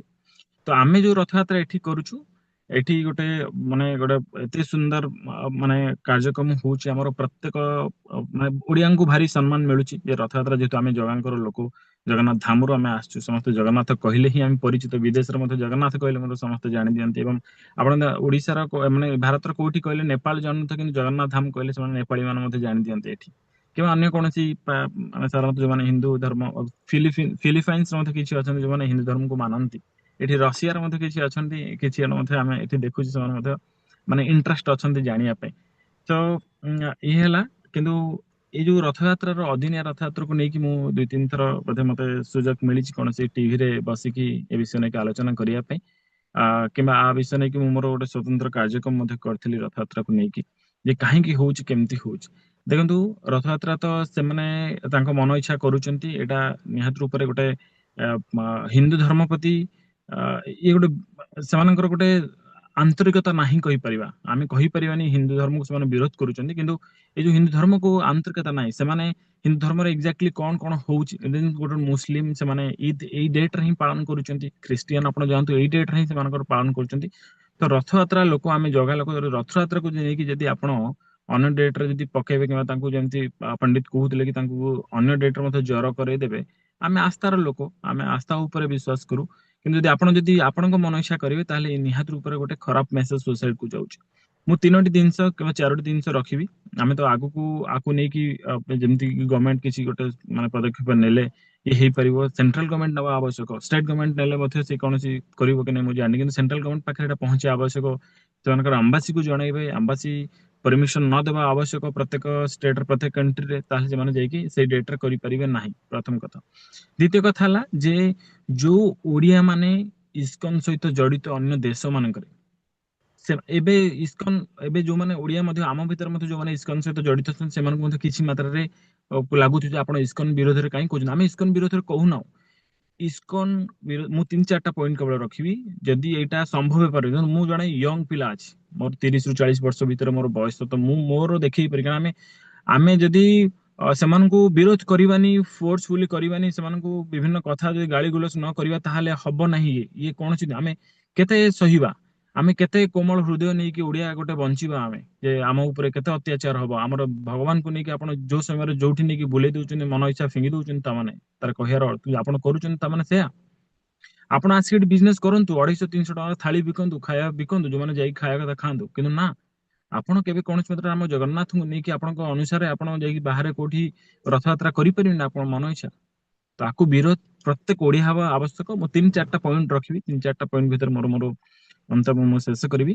ଯେ ପ୍ରଥମ କଥା ହେଲା ଯେ ଯୋଉ ଓଡ଼ିଆ ମାନେ ଅନ୍ୟ ଦେଶରେ ରହିକି ଇସ୍କନକୁ ସପୋର୍ଟ କରିକି ରଥଯାତ୍ରା କରୁଛନ୍ତି, ସେଇମାନେ ବୁଝିବା ଆବଶ୍ୟକ। ପ୍ରଥମ କଥା, ଯଦି ନ ବୁଝନ୍ତି ତାହେଲେ ସେମାନେ ଯେତେବେଳେ ଓଡ଼ିଶା ଆସିବେ, ଏୟାରପୋର୍ଟରୁ ହିଁ ସେମାନଙ୍କୁ ସେଇଠି ବିରୋଧ କରିବା ଆବଶ୍ୟକ, ମିଡିଆଙ୍କୁ ଧରିକି, ଯେ ତୁମେ ତୁମର ବାପାଙ୍କୁ ଚିହ୍ନିନ ନା, ତୁମେ ତୁମ ସଂସ୍କୃତିକୁ ଚିହ୍ନିନ ନା, ତୁମେ ତୁମ ପରମ୍ପରାକୁ ଯଦି ଚିହ୍ନି ନାହ, ତାହେଲେ ଏଠୁ ହିଁ ଚିହ୍ନ। ଆଉ ତୁମେ ଯୋଉ ବାହାରେ ଯୋଉ ପ୍ରଚାର ପ୍ରସାର କରୁଛ, ରଥଯାତ୍ରା ଯୋଉ ଅଦିନିଆ କରୁଛ, ତାହେଲେ ଇଏ କମ୍ପ୍ଲିଟଲି ଗୋଟେ ହିନ୍ଦୁ ଧର୍ମକୁ ବା ଗୋଟେ ଆମର ସମାଜକୁ, ଆମର ଓଡ଼ିଆକୁ ବା ଆମ ଭାରତୀୟ ହିନ୍ଦୁ ଧର୍ମକୁ ଗୋଟେ ବିରୋଧ କରୁଛ ତାମାନେ। ତ ଆମେ ସେଇଠି ସେମାନଙ୍କୁ ହିଁ ବିରୋଧ କରିବା ଆବଶ୍ୟକ, ମିଡିଆ ଡାକିକି ବିଭିନ୍ନ ସୋସିଆଲ ମିଡିଆରେ ଅପମାନ କରିବା ଆବଶ୍ୟକ। ଏ ପ୍ରଥମ କଥା, ଯଦି ଆପଣ ନ କରିବେ ତାହେଲେ କେବେ ବନ୍ଦ ହବ ନାହିଁ। ପ୍ରଥମ, କାରଣ ଓଡିଆ ମାନେ ସେଇଠି ଯାଇକି ହିଁ ସପୋର୍ଟ କରୁଛନ୍ତି, ତାହେଲେ ସେଇଥିପାଇଁ ହିଁ ରଥଯାତ୍ରା ଅଦିନିଆ ହଉଛି। ଆମେ ବସିକି ଯେତେ ଟିଭିରେ କହିପାରିବା, ଯେତେ ସୋସିଆଲ ମିଡିଆ କରିବା, କୌଣସି ହବନି ସୁଫଳ। ଷ୍ଟେଟ୍ ଗଭର୍ଣ୍ଣମେଣ୍ଟ ସହିତ ସେଣ୍ଟ୍ରାଲ ଗଭର୍ଣ୍ଣମେଣ୍ଟ ପହଞ୍ଚିବ, ଯୋଉ ଓଡିଆ ମାନେ ସେଠି ଆମକୁ ବିରୋଧ କରିକି ଜଗନ୍ନାଥ ସଂସ୍କୃତି ପରମ୍ପରାକୁ ବିରୋଧ କରିକି ରଥଯାତ୍ରା କରୁଛନ୍ତି, ସେମାନେ ଓଡିଶା ଯେତେବେଳେ ପାଦ ଥୋଇବେ ଏୟାରପୋର୍ଟରେ ସେମାନଙ୍କର ଡାଟା କଲେକ୍ସନ କରିକି ଭିଜୁଆଲ ନେଇକି ଆପଣ ସେଠି ତାଙ୍କୁ ଅପମାନ କରିବା, ସେଟା ପ୍ରଥମ କର୍ତ୍ତବ୍ୟ, ସେଟା ହେବା ଆବଶ୍ୟକ। ଦ୍ୱିତୀୟ କଥା ହେଲା ଯେ ଇସ୍କନ ଯୋଉ ଥିଲା ଆମେ ଶୁଣୁଛୁ, ମୁଁ ତ ହୁଏତ ସେ ବିଷୟ ନେଇକି ବିଶେଷ ଜାଣିନାହିଁ, କିନ୍ତୁ ଯୋଉମାନେ ମୁଁ ଜାଣିଛି ଯୋଉମାନଙ୍କୁ ଜାଗା ଦିଆଯାଇଛି ଆବଶ୍ୟକ ଇସ୍କନ ମନ୍ଦିର କରିକି ସେଠି ଜଗନ୍ନାଥ ମନ୍ଦିରକୁ ଗୋଟେ ମାନେ ଭ୍ରମିତ କରି ବଡ ମନ୍ଦିର କରିଦବ ସେ ଚାହୁଁଛି ଜଗନ୍ନାଥ ମନ୍ଦିର ଠାରୁ। ଧାମ ତ କରିପାରିବନି, କିନ୍ତୁ ବଡ କରିକି ସେ ଚାହୁଁଛି କି ଲୋକଙ୍କ ଆଟ୍ରାକ୍ସନ ସେଇଠି ନବ, ଏବଂ ଧୀରେ ଧୀରେ 100 ବର୍ଷ 200 ବର୍ଷ 300 ବର୍ଷ ପରେ ପରେ ଜଗନ୍ନାଥ ମନ୍ଦିରକୁ ମଧ୍ୟ ଧୀରେ ଧୀରେ ଲୋପନ କରିବାରେ ସେମାନେ ଲାଗିବେ। ଆମ ଧର୍ମକୁ ମଧ୍ୟ ଧୀରେ ଧୀରେ ପଛରେ ପକେଇକି ସେମାନେ ଗୋଟେ ନୂଆ ଧର୍ମ ଷ୍ଟାର୍ଟ ମାନେ ପ୍ଲାନ୍ ଆଉଟ୍ କରୁଛନ୍ତି। ଆମକୁ ଏବେଠାରୁ ସଜାଗ ହବାକୁ ପଡିବ। ଆପଣ ଏଟା ଜାଣନ୍ତୁ ଆ ପଛରେ କଣ କଣ ସବୁ ରହିଛି। ଆଉ ତୃତୀୟ କଥା ହେଲା ଯେ ଆମର ଯୋଉ ଇସ୍କନ ମନ୍ଦିର ଓଡିଶାର ମଧ୍ୟ ଯୋଉଠି ଅଛି, ଆମେ ସେଇଠି ଯାଇକି ଯୋଉମାନେ ସବୁ ମୁଖିଆ ଅଛନ୍ତି ସେମାନଙ୍କୁ ମଧ୍ୟ ଆମେ ତାଗିଦ କରିବା ଆବଶ୍ୟକ ଯେ ଆପଣ ଏଇଟା କରୁଛନ୍ତି, ଭୁଲ କରୁଛନ୍ତି। ଯଦି ଏମିତି କରିବେ ନିଶ୍ଚିତ ରୂପରେ ଗୋଟେ ଆକ୍ସନ ନବ। ଜଗନ୍ନାଥ ପ୍ରେମୀ ଯେତେ ଅଛନ୍ତି ଆପଣଙ୍କୁ ନିହାତି ରୂପରେ, ଧର୍ମର ପ୍ରଚାର ତ ଆପଣ କରୁଛନ୍ତି ଭଲ, କିନ୍ତୁ ଅନ୍ୟ ଦୁର୍ନୀତି କରୁଛନ୍ତି। ଆପଣ ଯୋଉ ଜଗନ୍ନାଥ ସଂସ୍କୃତିକୁ ନେଇକି ବାହାରେ ବିକ୍ରି କରୁଛନ୍ତି ଖରାପ ଖରାପରେ, କିମ୍ବା ହିନ୍ଦୁ ଧର୍ମକୁ ଆପଣ କରୁଛନ୍ତି, ତାଙ୍କୁ ସେଇଠି ବିରୋଧ କରିକି ରଖିବା ନିହାତି ଆବଶ୍ୟକ ଆମକୁ। ଏଇ 2-3ଟା କାମ କଲେ ଆମ ଦ୍ୱାରା ଯୋଉମାନେ ଓଡିଶାରେ ରହିକି କରିପାରିବେ, ଯୋଉମାନେ ଓଡିଶାରେ ଅଛନ୍ତି, ଆପଣ ଓଡିଶାରେ ଯେତେ ରହିକି କଣ କହିଦିଅନ୍ତୁ ହବନି, କିନ୍ତୁ ପେପର କାମ କରନ୍ତୁ। ପେପର କାମ ଯୋଉମାନେ କରିବା କଥା କରନ୍ତୁ। ରାଜା ସ୍ୱୟଂ ବାରମ୍ବାର ଚିଠି ଲେଖୁଛନ୍ତି, ରାଜା ସ୍ୱୟଂ ନିଜର ବକ୍ତବ୍ୟ ଦଉଛନ୍ତି। ରାଜାଙ୍କର ଗୋଟେ ଟିମ୍ ଆମ ମାନଙ୍କ ପାଖରେ ଯୋଉ ରହିଛି ଗୋଟେ ଟିମ୍, ସିଏ ମଧ୍ୟ ଆମେ ବାରମ୍ବାର ରିକ୍ୱେଷ୍ଟ କରୁଛୁ, କିନ୍ତୁ ସୁଫଳ ଧୀରେ ଏତେ ବର୍ଷ ହେଲାଣି ଆମମାନେ ଲାଗୁଛୁ, କିମ୍ବା ଯୋଉମାନେ ଲାଗିଛନ୍ତି ଆମର ବଡ ଭାଇ ମାନେ, କିନ୍ତୁ ଏ ଯାଏଁ ସୁଫଳ ମିଳିନି। ସେମାନେ ତାଙ୍କର ମନ ଇଚ୍ଛା କରୁଛନ୍ତି। ଆମେ ବର୍ତ୍ତମାନ ଆକ୍ଟିଭ ହେଇଛେ, ଠିକ ଅଛି, କିନ୍ତୁ ଏଇ ଓଡିଶାରେ ଯୋଉମାନେ ରହିଛନ୍ତି 2-3ଟା ଏଇ ପଦକ୍ଷେପ ଯଦି ସେମାନେ କରିବେ, ତାହେଲେ ଯୋଉ ଓଡିଆ ମାନେ ଯାଇକି ନିଜ ସଂସ୍କୃତି ପରମ୍ପରାକୁ ବିକ୍ରି କରିବା ପାଇଁ ଚାହୁଁଛନ୍ତି, କାହିଁକିନା ଇଏ ଧୀରେ ଧୀରେ ହିଁ 200-300 ବର୍ଷ ପରେ ଦେଖିବେ ଜଗନ୍ନାଥ। ଯଦି ସେମାନେ ଇସ୍କନ ପ୍ରାରମ୍ଭ କରୁଛନ୍ତି, ତାହେଲେ କରିବେ। ଆପଣ ଦେଖୁନାହାନ୍ତି କୋଲକାତାର ସେଠି ଧାମ କାହିଁକି କରିଦେଲେ, କିଏ କହିବେ, ସେ କିଏ ସମ୍ପୂର୍ଣ୍ଣ ବୁଝୁଛି, ତାର ଇସ୍କନ ବାଲା ହିଁ ବୁଝୁଛନ୍ତି, ଯେମିତି ପଣ୍ଡିତ କହୁଥିଲେ। ତ ସେମାନେ ପ୍ରତାପ କିଛି ବାବୁ ନା କିଛି କ୍ଷମା ଗୋଟେ କରିବେ, ସମୟାନୁବର୍ତ୍ତିତା ଆଜ୍ଞା ଟିକେ କୁହନ୍ତୁ। ଅନ୍ୟ ଆଜ୍ଞା ମୁଁ ମୋର ଆଜି ବର୍ତ୍ତମାନ ରଖୁଛି। ମୁଁ ଧନ୍ୟବାଦ ଯେ ଆପଣ ମାନେ ମତେ ଡାକିଲେ ଏବଂ ଏଇ ନିଶ୍ଚୟ କାର୍ଯ୍ୟକ୍ରମରେ ମତେ ଯୋଗ ଦେବା ପାଇଁ ସୁଯୋଗ ଦେଲେ। ବହୁତ ସୁନ୍ଦର, ଆପଣ ଭାବପ୍ରବଣ ହୋଇ ଆପଣଙ୍କର ବାର୍ତ୍ତା ରଖିଲେ, ଯାହା ନିଶ୍ଚିନ୍ତ ଭାବେ ସତ୍ୟ। ସମସ୍ତେ ଓଡ଼ିଆ ବିରୋଧ କରିବା ଉଚିତ। ମୁଁ ଆମର ଦ୍ୱିତୀୟ ବକ୍ତା ଯିଏ ଅଛନ୍ତି ଜର୍ମାନରୁ, ପ୍ରିୟଦର୍ଶନ ସାମଲ ମହୋଦୟଙ୍କୁ ଅନୁରୋଧ କରିବି, ସେ ତାଙ୍କର ବାର୍ତ୍ତା ରଖିବେ। ଭାଇ ଜୟ ଶ୍ରୀ ଜଗନ୍ନାଥ। ଧନ୍ୟବାଦ ଆପଣମାନଙ୍କୁ। ଶ୍ରୀ ଜଗନ୍ନାଥ ଚିନ୍ତନ ବହୁତ ବହୁତ ଧନ୍ୟବାଦ। ଭାଇ ମୁଁ ଜର୍ମାନୀରେ ରୁହେ। ଆମେ ଶ୍ରୀ ଜଗନ୍ନାଥ ସେବା ଜର୍ମାନୀ ତରଫକୁ ମୁଁ ରିପ୍ରେଜେଣ୍ଟ କରୁଛି। ଆମର ଏଠି ବହୁତ ଓଡିଆ କମ୍ୟୁନିଟି ଅଛି। ଆମେ ସେମାନଙ୍କ ସହିତ ମିଶିକି ଆମେ ବହୁତ କାର୍ଯ୍ୟକ୍ରମ କରୁ। ଗତକାଲି ଆମେ ରଜ ବି କରିଥିଲୁ। ଆମ ଓଡିଆ ସମାଜ ବହୁତ ଆକ୍ଟିଭ ଜର୍ମାନୀରେ। ଆଉ ଆମେ ଆମର ଶ୍ରୀ ଜଗନ୍ନାଥ ସେବା ଜର୍ମାନୀ ତରଫରୁ ଆମେ ଅଦିନିଆ ରଥଯାତ୍ରା ବିଷୟରେ ବହୁତ ବିରୋଧ କରି ଆସୁଛୁ ଜର୍ମାନୀରେ। ଇସ୍କନ ର ଚାଲିଛି ଯୋଉଟା ବି ତାଙ୍କର ପ୍ରୋଗ୍ରାମ, ତାଙ୍କର ଯେମିତି ଅଦିନିଆ ରଥଯାତ୍ରା, ଅଦିନିଆ ସ୍ନାନ ପୂର୍ଣ୍ଣିମା, ଆମେ ତାଙ୍କୁ ବହୁତ ପ୍ରବଳ ମାତ୍ରାରେ ବିରୋଧ କରିକି ଆସୁଛୁ। ଆଉ ତା ଲାଗି ଆମେ ବହୁତ ଶତ୍ରୁ ବି ଏଠି କରିସାରିଲୁଣୁ। ବଟ୍ ମହାପ୍ରଭୁଙ୍କ ଇଚ୍ଛା ନିଶ୍ଚିନ୍ତ ଆମେ ଟିକେ ସଫଳ ହବୁ। ମୁଁ ବେଶୀ କିଛି ସମୟ ନେବିନି। ଆଉ ପ୍ରଦୀପ ବାବୁଙ୍କର କଥା ଶୁଣୁଥିଲି ସାଉଦି ଆରବରୁ, ସେ ବହୁତ ଭଲ କଥା କହିଲେ ସମସ୍ତଙ୍କୁ। ଆଉ ନିଶ୍ଚିନ୍ତ ମହାପ୍ରଭୁ ଚାହିଁଲେ ସବୁ କିଛି ଆମର ହେଇପାରିବେ। ଆଉ ମୁଁ ବେଶୀ ଟାଇମ ନେବିନି। ଆଜ୍ଞା, ଜୟ ଶ୍ରୀ ଜଗନ୍ନାଥ। ଜୟ ଶ୍ରୀ ଜଗନ୍ନାଥ। ଆପଣ ସଂକ୍ଷେପରେ ଆପଣଙ୍କର ବାର୍ତ୍ତା ରଖିଥିବାରୁ। ଆମ ସହିତ ଅଛନ୍ତି ଜୋହାନ୍ସବର୍ଗ ସାଉଥ ଆଫ୍ରିକାରୁ ସଞ୍ଜିତ କୁମାର ନାୟକ। ମୁଁ ସଞ୍ଜିତ କୁମାର ନାୟକ ମହୋଦୟଙ୍କୁ ଅନୁରୋଧ କରୁଛି ସେ ତାଙ୍କର ବାର୍ତ୍ତା ସଂକ୍ଷେପରେ ରଖିବ। ପ୍ରଥମେ ନମସ୍କାର, ଜୟ ଜଗନ୍ନାଥ ସମସ୍ତଙ୍କୁ। ଅଦିନିଆ ରଥଯାତ୍ରା ଉପରେ ମୁଁ ଟିକେ କହିବାକୁ ଚାହୁଁଛି। ମୁଁ ଜୋହାନ୍ସବର୍ଗ ସାଉଥ ଆଫ୍ରିକାରେ ରହେ। ତ ସେଇ ଉପରେ ମୁଁ ଜଷ୍ଟ କହିବାକୁ ଚାହୁଁଛି କି ଆମର ସେଠି ଯୋଉ ଆମ ଓଡିଆ ସମାଜ ଅଛନ୍ତି, ଆମର ଓଡିଆ ସୋସାଇଟି ଯୋଉ ଅଛି, ଆମେ ତ ସେଠି ଆମେ ବିରୋଧ କରୁଛୁ। ମାନେ ଇସ୍କନ ମନ୍ଦିର, ସେଠି ଗୋଟିଏ ଇସ୍କନ ମନ୍ଦିର ନାହିଁ, ସେଠି 2-3ଟା ଇସ୍କନ ମନ୍ଦିର ଅଛି।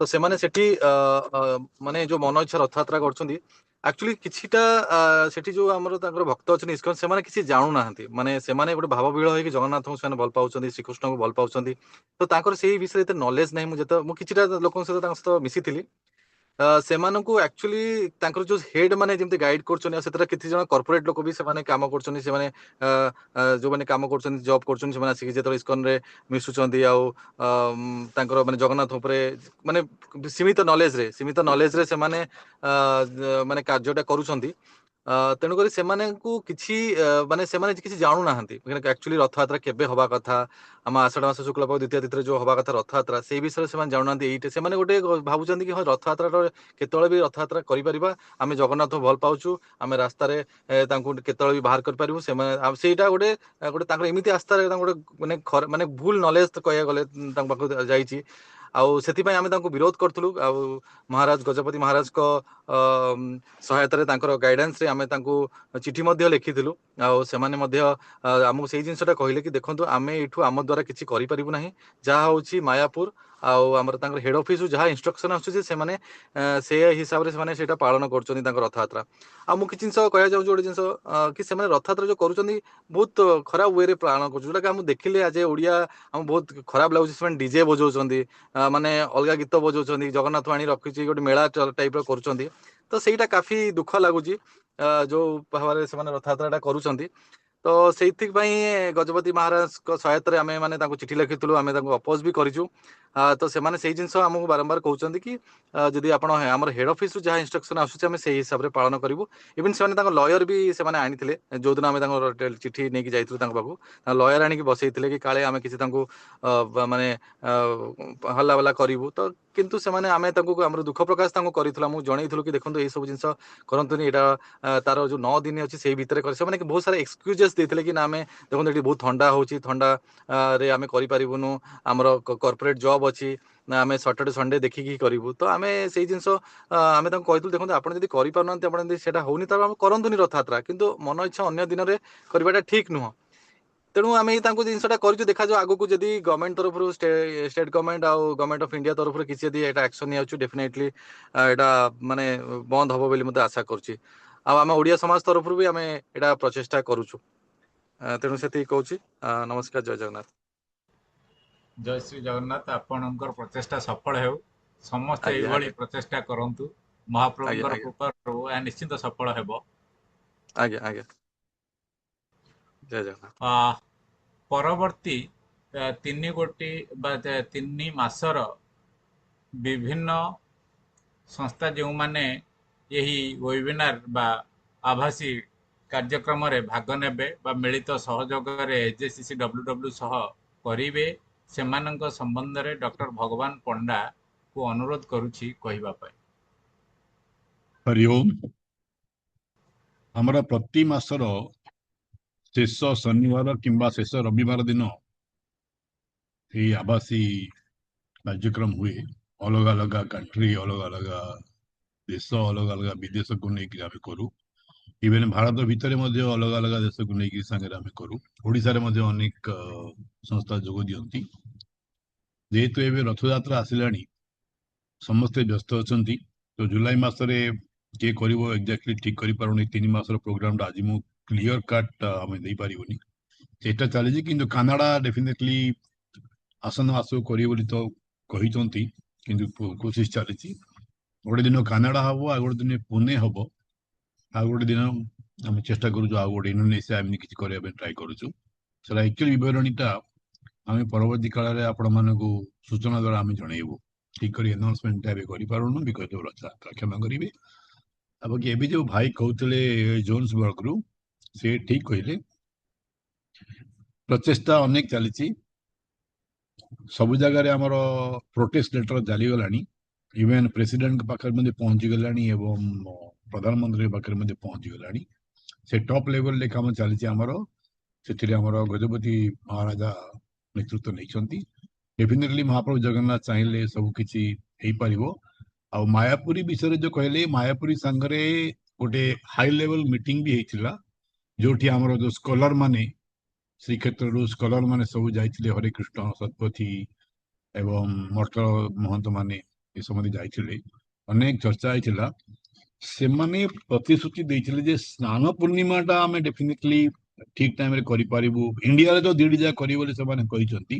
ଇଣ୍ଡିଆରେ କେବେ ହେଲେ ଆମେ ଉଚିତ କରିବୁନି, କିନ୍ତୁ ଏବ୍ରଡରେ ସ୍ନାନ ଯାତ୍ରାଟା ଠିକ କରିବୁ, କିନ୍ତୁ ରଥଯାତ୍ରାଟା ସେମାନେ ଆହୁରି ପ୍ରତିଶ୍ରୁତି ଦେଇନାହାନ୍ତି।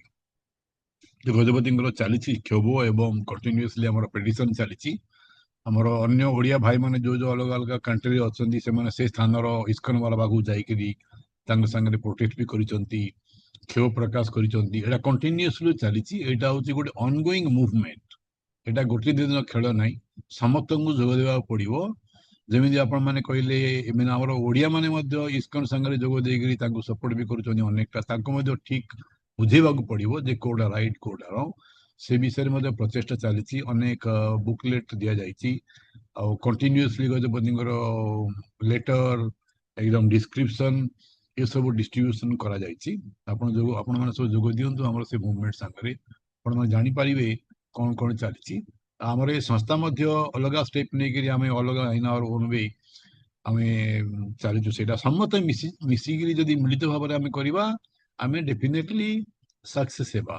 ଯଦି ଡିପେଣ୍ଡ କରିବା କେବଳ ଗଜପତି କରିବେ, ସେଟା ହେଇପାରିବନି, କାରଣ ସମସ୍ତଙ୍କର ଏଠି ହାତ ଅଛି।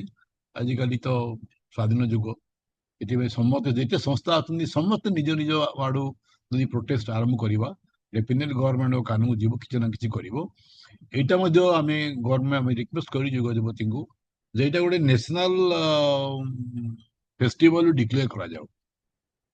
ତା ବିଷୟରେ ମଧ୍ୟ ଆମେ ଚର୍ଚ୍ଚା କରିବୁ ମହାରାଜାଙ୍କ ସାଙ୍ଗରେ। ତ ଯାହା କିଛି ହବ ସେଟା ଆମେ ଦେଖାଯାଉ କଣ ହଉଛି। ବାକି ସବୁ କରିବା, କିନ୍ତୁ ଲାଷ୍ଟ ଏଟ୍ ଲାଷ୍ଟ ମହାପ୍ରଭୁ ଜଗନ୍ନାଥଙ୍କର ଇଚ୍ଛା। ସେଇଟା ଇନ୍ ସର୍ଟ କହିବା ଦିନ ବିଷୟରେ। ଆଉ ବାକି 3 ମାସର ଆପଣଙ୍କୁ କହିଲି, ଏଇଟା ଆମେ ସବସିକ୍ୱେଣ୍ଟଲି ଆପଣମାନଙ୍କୁ ଜଣେଇବୁ ଏକ୍ଜାକ୍ଟଲି କୋଉ କଣ୍ଟ୍ରି କୋଉ ମାସରେ କରିବ, କୋଉ ଦିନ କରିବ। ୱେଟ୍ କରିବେ। ଆମର ଦେଖୁଥିବେ ଆମର SSWW ର ଯୋଉ ପୋଷ୍ଟିଂ ଗୁଡାକ। ଧନ୍ୟବାଦ। Jai Shri Jagannath. SJCCWW trustee doctor Haraprasanna Das महोदय को अनुरोध करी धन्यवाद अर्पण करने। ହର ଭାଇ ଆକ୍ଚୁଆଲି ଜଏନ୍ କରିପାରିନାହାନ୍ତି, କାରଣ ତାଙ୍କର କିଛି ଫ୍ୟାମିଲି ପ୍ରୋବ୍ଲେମ ଥିଲା, ସେ ଆସିପାରିଲେନି। ତ ଆଜି ଅଛନ୍ତି ଯୋଉମାନେ ଭାଇ? ସବୁ ହଁ ହର ଭାଇ ଅଛନ୍ତି ପରା? ଅଛନ୍ତି? ଅଛନ୍ତି ହର ଭାଇ। ନାଇଁ, ମତେ ଫୋନ କରିଥିଲେ, ସିଏ ବୋଧେ ନାଁଟା ଥିବ, ସେ କହିପାରିବେନି। ତାହେଲେ ଆପଣ ଧନ୍ୟବାଦ ଦେଇଦିଅନ୍ତୁ ଭାଇନା। ହଁ, ସର୍ବପ୍ରଥମେ ଧନ୍ୟବାଦ ଦେବି ଆମର ବକ୍ତା ଯିଏ ଥିଲେ ଶ୍ରୀଯୁକ୍ତ ବିଶ୍ୱନାଥ ସାମନ୍ତରା, ରସୋଇ ନିಯೋଗର ପ୍ରେସିଡେଣ୍ଟ। ତାଙ୍କ ବିଷୟରେ ତ ମୁଁ ସବୁ ଡିଟେଲ ମୁଁ କହିଲି, ତାଙ୍କର ସଂକ୍ଷିପ୍ତ ବିବରଣୀ। ଆଉ ତାଙ୍କଠାରୁ ବହୁତ କିଛି ଆମେ ଶୁଣିଲେ, ଜାଣିବାକୁ ବି ପାଇଲେ, ଆମକୁ ନିଜକୁ ମଧ୍ୟ କରେକ୍ସନ କଲୁ ଆମେ। ବହୁତ ବହୁତ ଧନ୍ୟବାଦ ବିଶ୍ୱନାଥ ଭାଇ, ଆପଣଙ୍କର ମୂଲ୍ୟବାନ ସମୟ ଆପଣ ଆମକୁ ଦେଇଛନ୍ତି। କେବେ ଆମେ ଭୁଲିବୁନି ଆପଣଙ୍କୁ। ୟା ଛଡା ମଧ୍ୟ ଯେବେ ଯେବେ ଆମର ପ୍ରୋବ୍ଲେମ ହୁଏ, ଆମେ ଡାଇରେକ୍ଟଲି ତାଙ୍କୁ ଫୋନରେ ଯୋଗାଯୋଗ କରୁ, ତାଙ୍କ ସାଙ୍ଗରେ ଯୋଗାଯୋଗ କରୁ। ଆମର ଡକ୍ଟର ଭାସ୍କର ମିଶ୍ର ବି ଅଛନ୍ତି, ତାଙ୍କ ସାଙ୍ଗରେ ବି ଯୋଗାଯୋଗ କରୁ। ଆଉ ଅନେକ ଦୈତାପତି ମାନେ ଅଛି, ସମସ୍ତଙ୍କ ସାଙ୍ଗରେ ଆମର କଣ୍ଟାକ୍ଟ ଅଛି, ତାଙ୍କ ସାଙ୍ଗରେ ଯୋଗାଯୋଗ କରି ତାପରେ କରୁ। ଆମର ଯୋଉ ସଂସ୍ଥା ମୋଆ, ମହାରାଷ୍ଟ୍ର ଓଡ଼ିଆ ୱେଲଫେୟାର ଆସୋସିଏସନ, ଆମର ଯେତେ ଗୁଡେ ପର୍ବପର୍ବାଣି ସବୁ ଗୁଡାକ ମିନିମମ୍ 2 ଦିନ ପୂର୍ବ ତାଙ୍କ ସାଙ୍ଗରେ କନସଲ୍ଟ କରୁ, କୋଉ ଟାଇମରେ ହବ, କେମିତି ହବ। ଯଦି କିଛି ଡାଉଟ୍ ଥାଏ ତାଙ୍କୁ କରିକି ନେବୁ। ଆମର ସେମିତି ତ ସେବାୟତ ମାନେ ଅଛନ୍ତି, ଆମେ ସମସ୍ତେ କଣ୍ଟିନ୍ୟୁଅସଲି ଟାଚରେ ଆଉ ରହୁ।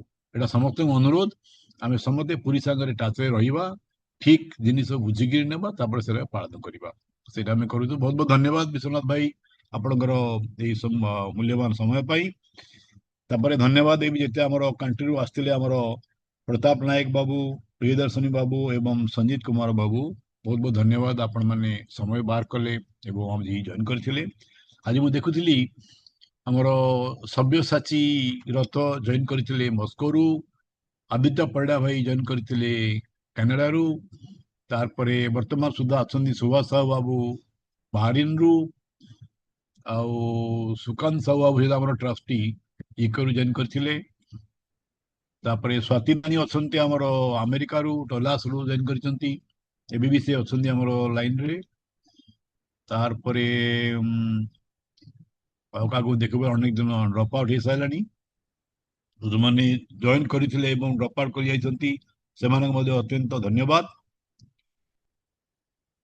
ତାପରେ ଆଉ ଆମର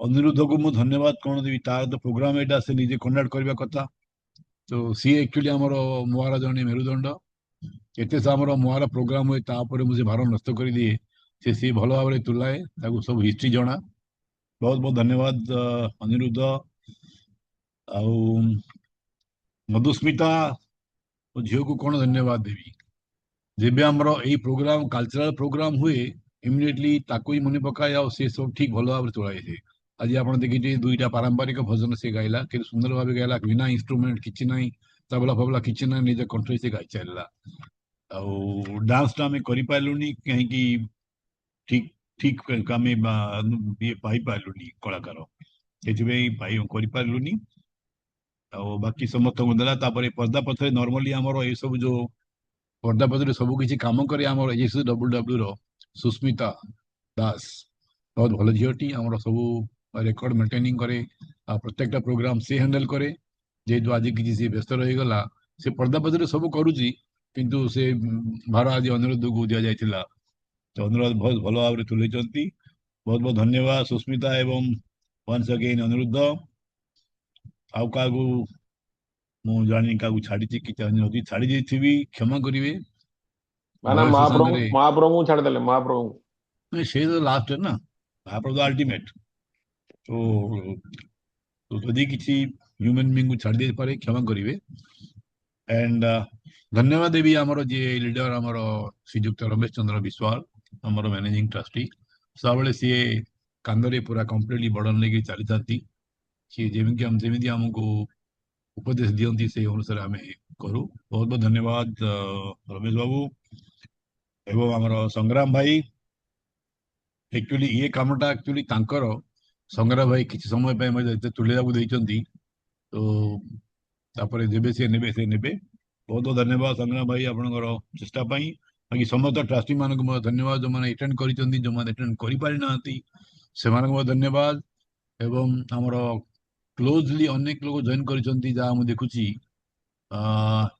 समस्त तो चली गलेनी जो माने अछंती से माने होचंती वीणा पाणी माँ अछंती निरंजन भाई अछंती आदित्य भाई को तो कहली विष्णुचरण साहू शाश्वती पट्टनायक विभूति भूषण पाणिग्राही से जन बहुत हार्डकोर जगन्नाथ प्रेमी प्रत्येक प्रोग्राम रे से रहंती बहुत बहुत धन्यवाद भाई तापरे हमर समुदी कानुचरण पंडा नरेंद्र कुमार नायक से भी जन हमर ग्रेट सपोर्टर हमर पूरी प्रोग्राम रे बहुत किछि करंती सी हमर कीर्तन मंडली को से जोगाड़ करंती बहुत बहुत धन्यवाद भाई अजय भाई किए अच्छा जन अजय पात्र बोध थे बहुत बहुत धन्यवाद बाकी समस्त अच्छा जो मैंने जॉइन करते समस्त को धन्यवाद क्षमा कर जदि ना छाड़देली समस्त ना कहवा असंभव तो यही है हमर आज डॉक्टर भगवान पंडा भाई को धन्यवाद आउ एंटायर मोआ टीम को धन्यवाद हाँ मोआ टीम को निश्चय धन्यवाद देवी बिना मोआ टीम छड़ा तो भगवान पंडा अधूरा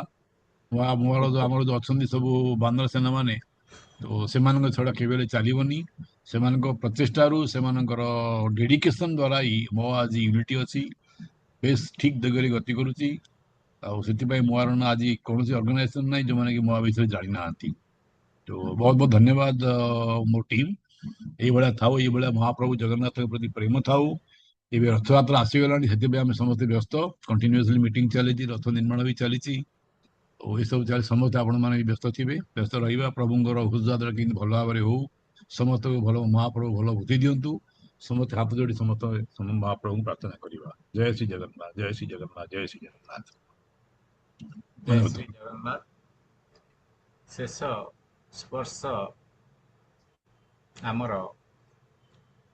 धन्यवाद अर्पणर परे शांति पाठ करिबा पई मु विश्वनाथ सामंतराय महोदय को अनुरोध करी से ना दी बोधे बोध हुए यदि के नथाते अनिरुद्ध तमे कर दियो ठीक अछि मु कर दे पूर्णमदः पूर्णमेदं पूर्णात् पूर्णमुदच्यते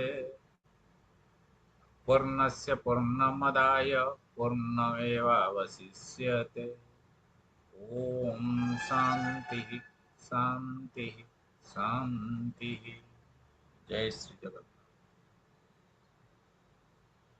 जय श्री जगन्नाथ जय श्री जगन्नाथ। ଏଣ୍ଡ କରିବା ଆଜ୍ଞା। କାହା ପାଖରେ ଅଛି କି